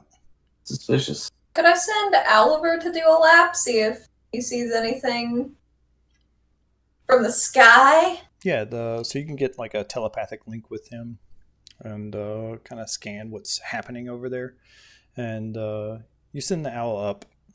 And the ice hunters obviously see the owl and are pointing at it. But yeah, looking down into their boat, it looks like they are returning from a seal hunting trip, and they have several dead seals there, a few fish, and this is scattered among like their. They have about 12 hunters that have all gone out in these smallish single-man boats.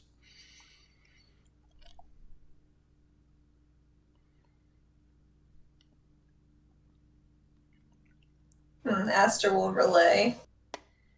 Yeah, it doesn't seem obvious why they're avoiding you, but they just don't want to be near you.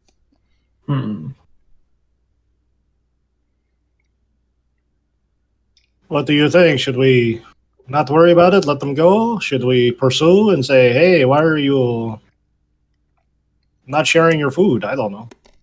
To be fair, we are a large ship. Yes. Yeah, you If guys we're could hunting them. catch them with like magic and abilities and things like that, like if you wanted to do that. But Let them live their life, you know. Can They're you talk just... for you familiar? Yeah, I Something you can can. I've packed the chain master. Oh crap! We should have asked that other hunter about. What's her name? I've forgotten her name already. I didn't write it down. Macath the Crimson? Macath, yeah. Well, we'll say you did, and he didn't know anything about it. Oh. If ever Good there's that we didn't something, miss anything. yeah, if there's ever something like, oh, we should have done this, then we'll just do a flashback, and we will do it. Could I talk through my owl as it reaches them? Sure. You say, hello, we don't mean you any trouble. I'm not really an owl, this is just my friend. I'm on the boat, hello. They shout back in their language that you don't understand. Damn. Well, we tried. Alright, goodbye. They Hope you have a launch nice day. One of them pulls out a bow to take aim on your owl. Well, I can just re-summon him in an hour. Yeah, if you peel off the owl, then yeah, he flies away. If not, then I'll make an attack roll and see if it gets taken out. Nah, I like my owl. Alright. Well, it's 1 HP. True. Good boy, though. Doing his best. But yeah, from where you're at, it looks like they're traveling northeast now. Well, that's probably not where the lair is, then. You know, maybe. Who's to say, really? I mean, I've never hunted a dragon before, but... You know, neither have we. They sort of show up where we're going. Maybe it'll just show up then. Be better than fighting in its lair. I don't want to fight it at all. What? It's going to be a tremendous battle. You were there for the last one. It was very exciting. There was a giant. We fought with a giant. This one seems beyond our capabilities. Well, I don't agree. Come on, tell me you don't want to be part of the great Yuri stories, huh? Listen, they're all of our stories. I just happen to be in it. Could you tell us some? Oh, yes, of course. And he has been at length forever. I feel like Astor's almost up to speed on everything that the group has done at this point. Easily. And Yuri's entire life and childhood and stuff. Can you tell me about that time you were a little kid and you beat up that other boy for being a rude snot? It's one of my favorite stories. I know, you told it so many times already. So what's one more? Anyway. So there I was. Yeah, we should probably get going, guys. No, this is a quick one, I promise. Let's tell it back on the boat. What I thought we direction were do you on want me the to boat. go? Oh wait, yeah, we didn't leave the boat. Never mind. Yeah, go on. And So anyway, there I was. Yeah, you pick a random direction and start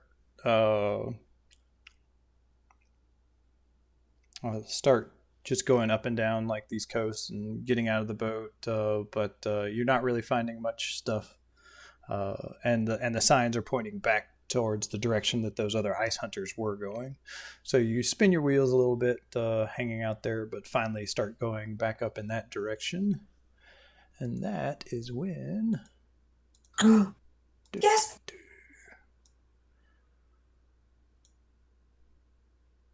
Oh no. We Oh boy. Oya Vigaton.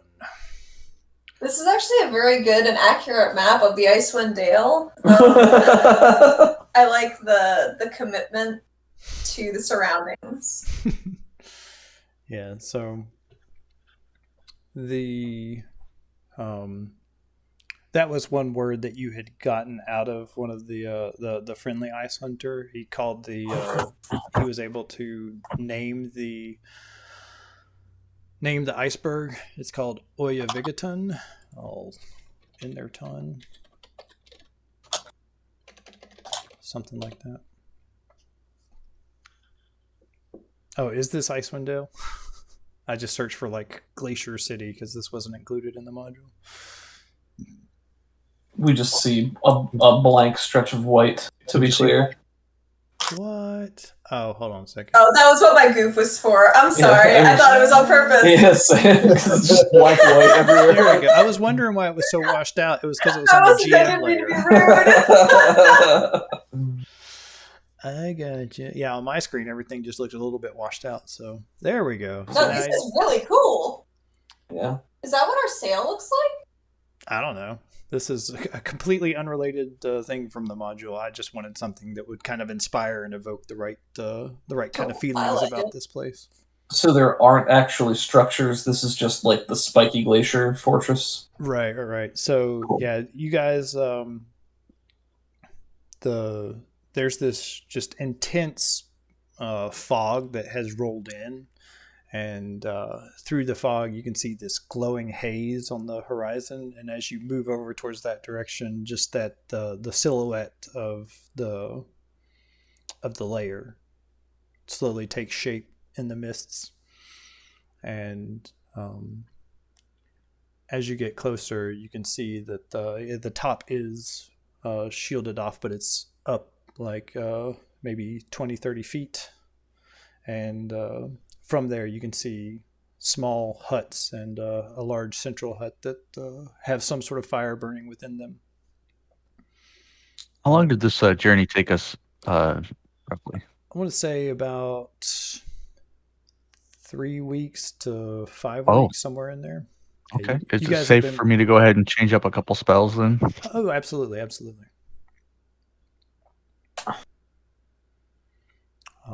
Probably what I'll do, just to signify, hey, we've been like having these small little encounters, and the rough weather and things like that probably take away half of your hit dice for the things that you can use to heal during a short rest. Okay, almost like an exhaustion sort of. A little bit, yeah. So Astor and Taisho, you guys get to keep all of yours. Nice. Thank you. But everybody else, basically, you only have access to half of your hit dice until after you've had a chance to get like a long rest in a decent spot. Alrighty. Here goes to Kobus, and he just kind of chattering. He's like, my scales are doing that thing that yours were earlier. We should try to do we should try to make a melody out of it, don't you think? If I could control it, that might be compelling. Oh, we should try. We could tell one of your tales with that going on in the background. That would be great. Oh, like a free-form poetry, sort of like a scat jazz thing. Yes, I don't know what that is, but that sounds good. Astor pulls out a very small harp. I like the concept, but I feel like most people won't understand it. There I was, surrounded by rattlesnakes. Very thematic. Now I'll have to go find some rattlesnakes to make it true. Oh yeah, Kyla has a few patches of gold scales as well. Also chili. This is the chili dragonborn and scale band. It's very hard to perform outside of Icewind Dale. Well, not with that attitude. So yeah, from as you're getting closer, kind of the lip of the plateau rises up over you. But before you get that close, you do see a few huts in the center of the plateau. Let's see. And there's a large ice shelf that has been hollowed out, and it looks like there's a dock where several boats have been pulled up into the area, and it looks like there's a staircase that's been carved into the ice that rises up through this crevice that will lead you to the surface of this thing. Cool.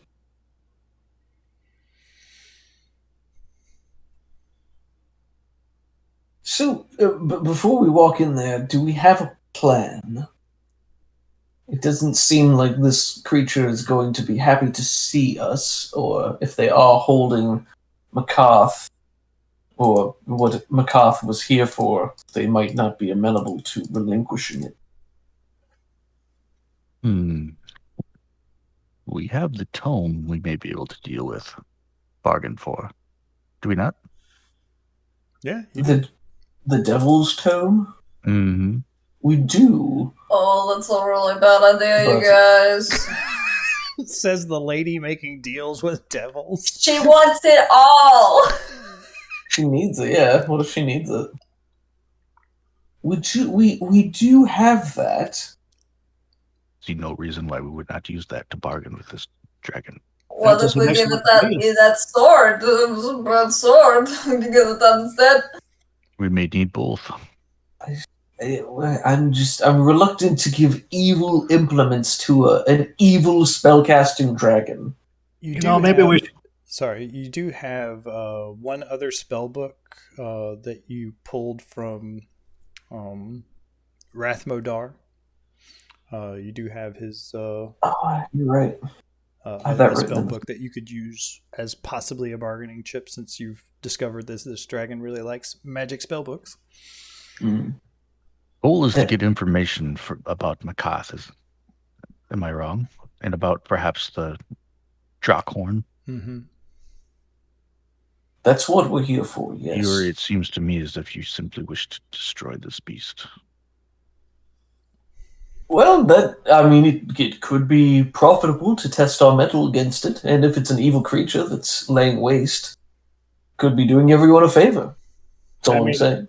We've killed white dragons before, shouldn't be no problem this time, right? One as old and as powerful as this one. I don't know how old this one is. We didn't get to ask the last one. In this moment, Astor is wondering if a dragon soul counts as more souls. Yeah, this would be like a like if you could like after it's dying, if you like if you put like the final blow and like put it down for good, then yeah, that would be a big boon, and we can talk about some other cool powers you can get. I think we should kill it.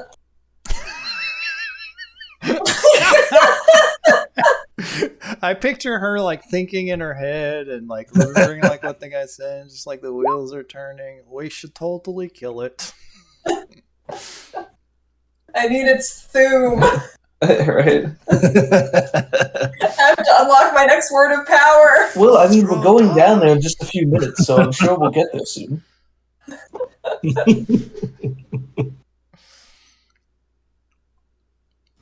Back to the book though. We are here in the Arctic. There's like this really frozen water that nobody really goes into. We could just throw the book down in the water. What do you think? But what if there are evil trolls down there? In the cold water? Who would want to do that? The trolls you just got done fighting? No. Perhaps they're evil mer people? Or perhaps they're good mer people who would become evil when they found the book. Oh my, that is quite a thought, huh? I hate to have to do it. My daughter's getting ready for homecoming. I didn't think she'd be ready till after 3, but she's ready now, and my niece is coming over to see her. I need to go take some photos. Okay. No problem. So I'm probably going to be gone for a little while, if not Okay. the rest of the session. I apologize. Well, this But, is a good senior homecoming. Oh my goodness. This is almost a good spot to wrap up. We're just going to be talking about ideas and plans for what we're going to do. So we don't have to think about that when we're staring down the barrel of a white dragon. Well, then yeah, why don't we can talk about it and Stark can go do his stuff, and then before we actually do anything, we'll touch base at the beginning of the next session. Yeah. Sounds good to me. Next session, I will be in a hospital bed. Oh, jeez, no. that's right after our I'm hoping to be at least able to watch the stream. And I guess there is a small chance I might be able to participate. I don't know. I hope, but probably not. Cool, man. But I We'll might be able to plan for interact you and chat. Yeah, we'll plan for you not to be at the session, but if you are, then we'll be happy to have you. Yes. So if you guys want to stall that dragon fight for 4 more hours and 4 more weeks, that'd be great. But if not, I completely understand. And if someone wants to Jaeger, side mission. It's been my experience that dungeons take 2 sessions to go through. This one was a little sparse, so we might get to it, but we might just end on a cliffhanger if we make it to the dragon and give you a good chance to recover and be able to sit in and game with us. Yeah, I'm Thank more you so than happy much. to wait to make sure that he can be here for the climactic battle. Absolutely. Go take pictures of your daughter, man. thank you, man. Yeah. I'll share some maybe in the Discord. Cool, man. Sounds good. All right. Sounds Be good. well, you guys. Thank you so much. We'll talk See to you, you buddy. soon. Here, buddy. And for those of you that don't know, Stark's been having some back issues, and he's going in for surgery to get a couple of his vertebrae fused together. So that's fun and has a long recovery process. So yeah, we'll pass on some thoughts and well wishes and prayers his way.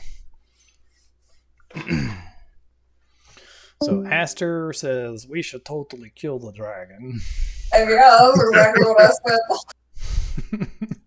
It's a really good idea, and I can do it, if nobody else has the stomach to finish it off. Oh, that sounds like a challenge to Yuri. Oh my goodness. I have at least one stomach. I don't know a lot about biology. So yes, I will be there if a fight breaks out and it becomes necessary. We see Yuri cross his fingers behind his back. I will, of course, assist you in defeating the beast. That I is mean, really this was cool. part of your wish, so if you want to take it easy breezy, it's totally fine. No, I want to be part of it. It's a dragon. Sure. Fighting dragons is important. Kyla's making some points in slow text. Well, of course, we don't want to die. We don't want to be vanquished. We don't know everything about the creature, but if it becomes impossible to peacefully treat with it, we have to be prepared, or at least have an escape strategy. But we're out here in the ocean. Sorry, go. Sorry about that. Oh. I truly believe that we can beat this thing. It's no problem, guys. We've done it once before. Come on. It knows a few spells. La-di-da. I don't have a lot of book learning per se, but if people have been coming up here and nobody's been coming back, obviously it's hostile and it's trying to hurt people and it's going to continue to hurt people, so maybe we should just kill it. I don't think we'll be able to get away. I mean, we're out here on the sea. We're in a boat. We can't control, our speed nearly as well as a flying dragon. So there's really no escape. If we go in there, we need to be ready to throw down. Yeah, if you go into this place, you either need to make a deal with this dragon or finish this dragon off. Wound it in such a way that it doesn't come back for you. So Yuri speaks wisdom. Oh, yes, I made a very good point. But one of those options is to try and talk with the dragon and come to some sort of agreement with it. I would prefer to offer up Rathmodar's spellbook before the Infernal Tome, if only for safety purposes, but I feel Rathmodar's spellbook is probably more valuable, so I'm open to input and suggestions on that. But, Lady Nightshade, Kyla, what is your plan for the introduction you mentioned? How would you introduce us?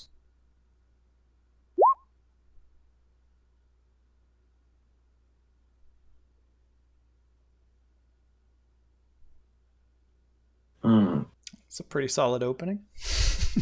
Well, I don't like the subjugation aspect. I'm sure the dragon will, so I'm okay with it. As long as we know we're lying. We are lying, right? I mean, well, I guess it's all true. We have heard about it and its incredible strength. Well, I think that's a good open. Let's do some roleplay. I'll be the evil dragon, and you be Kyla Nightgem and continue the conversation. Say, I don't care who you are. I'm a dragon. Ah! Oh my goodness. He does impersonations, guys. This is great. Yes, I do have a good performance. You guys are like so great at what you do, but there's times when you're doing this stuff in like front of lots of other people, the captain. There's like, these are the heroes that I've been hearing about. This is where our our hopes and dreams lie with these bunch of yahoos. I don't tell you how to steer the boat. You don't tell me how to talk to the scary dragon. He's keeping it to himself. He's smart enough to do that. But, Yuri says this to all the onlookers. You can't control the rumors you hear. I'm Visaria. Why are you in my domain? Oh, this is fun. This is fun. Can I play Kyla? Oh, sure. Great and powerful. We come to ask questions. It is very vital. How was that? I don't know how I did. I thought there were two of her. My God. I wish I could pin this. Yes. Brave mortal, ask your questions. Kaylee says, here, we'll do some roleplay. Doug, already in character.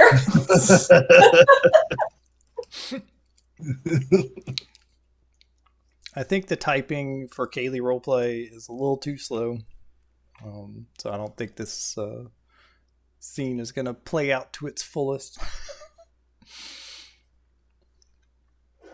But see, this would go a lot better if I actually knew the answers to the questions. And then we wouldn't need to be here anyway, so...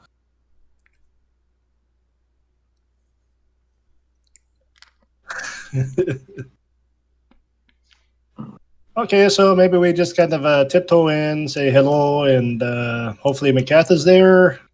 And okay, if we can rescue her. Yeah, there's obviously some ice hunters that have made this place its home. So they obviously know if this is the dragon's lair, then they know about it. I mean, what are the consequences? We go in, we make a tribute, we ask questions. It'll either say yes or no. It'll demand something else, and if it's something we don't want to give, then it leads to a fight. Sounds good. Sounds like a plan to me. I'm happy to let Lady Nightgem do the talking and do the bargaining to see if we can get the information, but what happens if it doesn't want to tell us what it obviously knows? Well, then I feel sorry for the white dragon, huh? I guess really what's important is what is the signal for us to abandon pretense of speech and engage? I could turn into the snake or make you big, or both. That's a good opener. Well, those are good openers, but how do we know when that happens if the dragon hasn't yet attacked us? I feel like we need to... We can't wait for it to make the first... Well, that's a good point. I don't know. We wait for Kyla to give us the signal, I suppose. Yeah, I think the game master says roll initiative. Let's Is that how that you works? rolled initiative, you've already lost. You have to get that.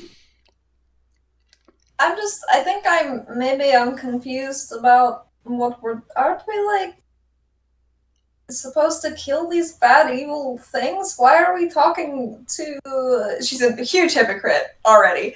Why are we talking to this dragon that obviously has been plaguing this area and has been killing and kidnapping people? Why should we give it the chance to defend itself if it's an empirically evil white dragon? You know, that's a very good point too, guys. Magic! Maybe we should just go kill it. Kobus, do you just agree with the last person that spoke? You know, that is also a good point. You're right. I flip over too easily. But on the other hand,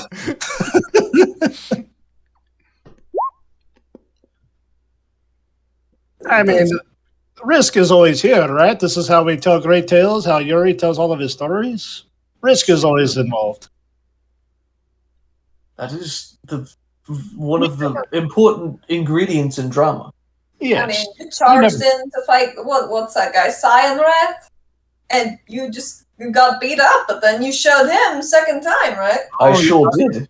Darn tootin'. So let's make this the first time. Perhaps a third time, since he's now apparently free. Oh my I heard goodness. about this Haynes guy, and he really seems like a huge turd, so we should deal with that at some point.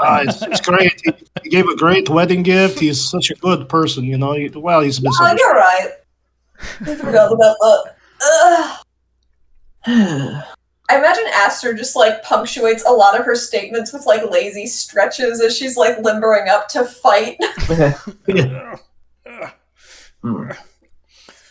So Kyla says, we fought an adult white dragon, but this one killed an adult red dragon, making it stronger than one of the strongest types of dragons. This isn't a normal white dragon. But maybe it surprised the red dragon. Because the red dragon was so overconfident that it was stronger. Just like we could surprise the white dragon, who's overconfident that it is stronger than us. Somebody might be overconfident, that's true. I mean, like, what Redler, like, they do fire and stuff. I mean, if it fought a white dragon is breathing frosty breath on it, that's a mismatch. I'm not sure how that works. I don't know. either. I know that I breathe fire. This should be easy then. Well, I can only do it once. Oh, well, You know. maybe work on that. Breathing exercises. Circular breathing. Just a reminder, if you have the a dragon mask on, then you have bonuses when interacting with other dragons. Oh my. And my breath weapon can recharge if I have one. Mm-hmm. It's very tempting. Maybe there will be a better suited color at a later time. I also saw it gives you the ability it stacks its resistances. So if you already have acid resistance, it becomes immunity. And if you already have immunity, then you actually heal from acid. Oh, cool. For the black one, at least, which is pretty cool. Nice. Kaylee says it's only black dragons, she thinks, that it works on. What if we just rubbed some snow over the blackness? Oh, there. That is. I could make it look like a different color. I can do that kind of stuff without even a wish being involved. So yeah, you guys are well outside like the range of this thing. It doesn't look like they have any guards posted or anything like that. No lookouts. For whatever reason, they feel very safe and don't mind their lanterns being lit. To help minimize our risk, if you like, if it would make you feel better, I can go to my little brewery and make us some potions and come back. It would take several days, however. What would we do for several days? Just relax, back, get some sunshine on us.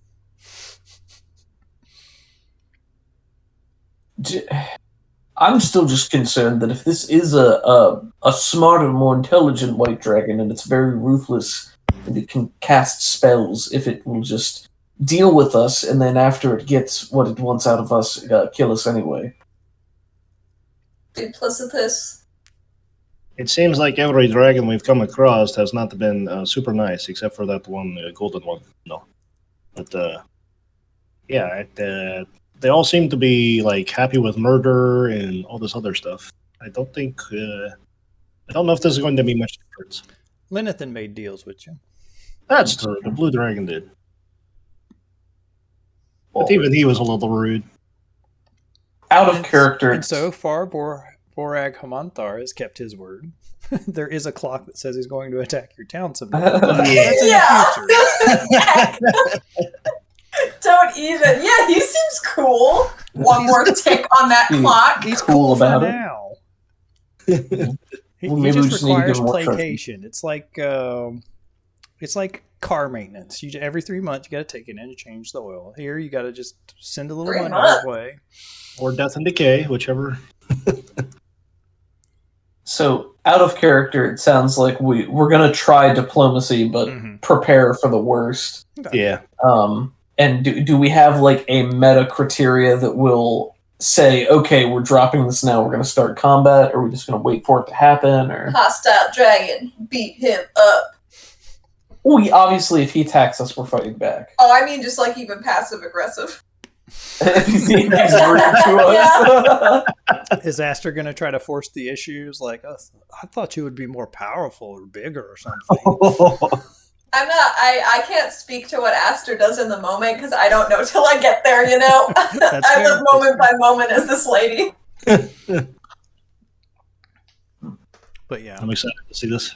talking is a definite option for start, and we'll see where that goes. I mean, can Astor be invisible? No, No, okay. that's not one of my Somebody things. can cast invisibility, can't they? Not I I. was gonna say, Karen if we could. had somebody, dragons can sense invisible creatures, can't they? It's true. They do have Didn't line work on sight. the last one. Yeah, I was gonna say if somebody was just waiting for something to happen, they could still surprise it. Let's see. I got dark vision. I got. What are my invocations? I've got voice of the chainmaster. Gift of Kyla the brings Everliving. up a good point. Last time we also had a giant on our side. We don't have that this time. Something to keep in mind. Do a lot though, if I recall. He slowly flew down. He got maybe one hit in. Karen Yeah, rescued his children and then she beefed it for a half second. Yeah. So, thank you for the castle. We have Staff of Fireball still, right? No, Yeah. you don't. You gave that to. Karen has one. We had two. Yeah, but part of the story to get what's his face Lightbringer to open up was like you gave away the party's staff of fireballs. But we had two. Yeah, well, Karen's gonna keep that one. Oh, that's true. Yeah, you're right. You're right. She wants to be like otherwise, like if you rotate in a character that I also gave magic items to, then like the magic item economy kind of starts inflating a bit. And also Karen wants to be able to defend herself in her house, especially since it just got attacked by cultists and things like that. So, You're right. all right. Thank you for understanding.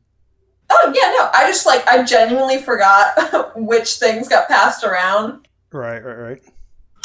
What else got passed around? Does anybody have the Wand of Lightning, or is that still with Karen? Probably still with Karen. Okay. She'd be willing to part with that one, though, I think. She did pass on her portable hole because she doesn't really have use for it if she's going to just be hanging around the castle. Yeah, and the thought of them bringing home a portable hole full of treasure does Puts a little Yeah. glimmer in her eye. Yeah, I pictured the portable hole as more of a party item, so that transferring is fine. And the Wand of Lightning Bolts, I think that would be fine to transfer over as well. I don't know that I really have anything else useful to add as far as preparation, at least right now. I don't know what we could reasonably do aside from, our innate skills and abilities. So this is probably a good place to call it then. So post-mortem, tell me what you liked, tell me what you didn't like. I liked having the little scenes with the different factions, so that everybody gets their promotions, get to see a little bit more about the political machinations and what's going on behind the scenes. You're going to Disneyland was good. I liked the devil showing up. Yeah, I always think that kind of stuff is fun. Just have cool. other options that are laying in the wings. Double patron. They had some random encounters. I'm like, how am I going to work this one in? And I thought that was a great spot to do it. So thanks for going along with that, Miss Allie. Of course, you don't have to trick me into getting more magic powers. Oh no, I'll have more power. Oh no, my mortal soul. Just kidding, I'm a genie. I don't think I age anymore.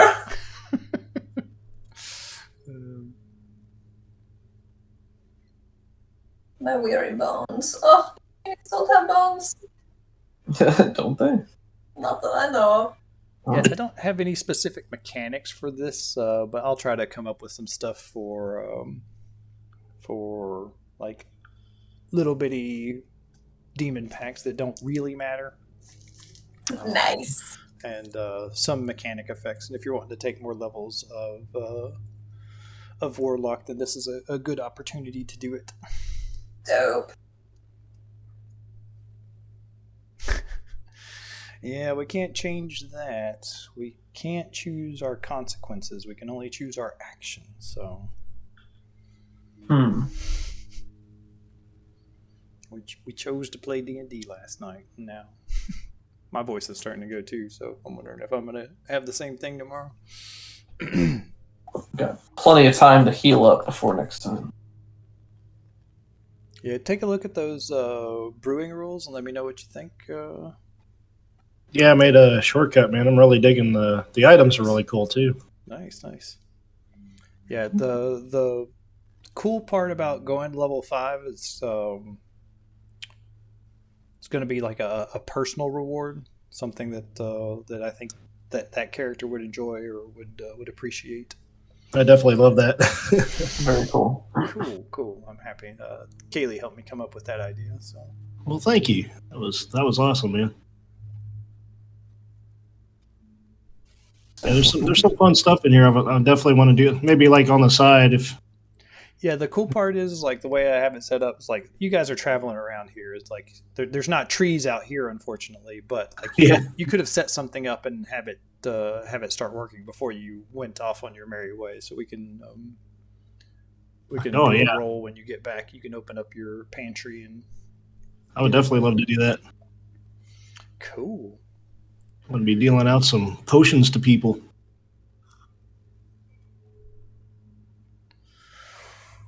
Well, thanks for watching, everybody. Let's see.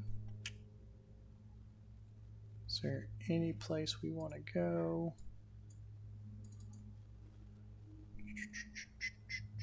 Also, Ek, I would like to say thank you for letting me play this ridiculous woman. I love her very much already. I love Astor. She's great. She lives in the moment, because why not? That's how you do it. It's the school That's of the Lazarus? Yeah. Lazarus' school of RPing. Do it. Do it.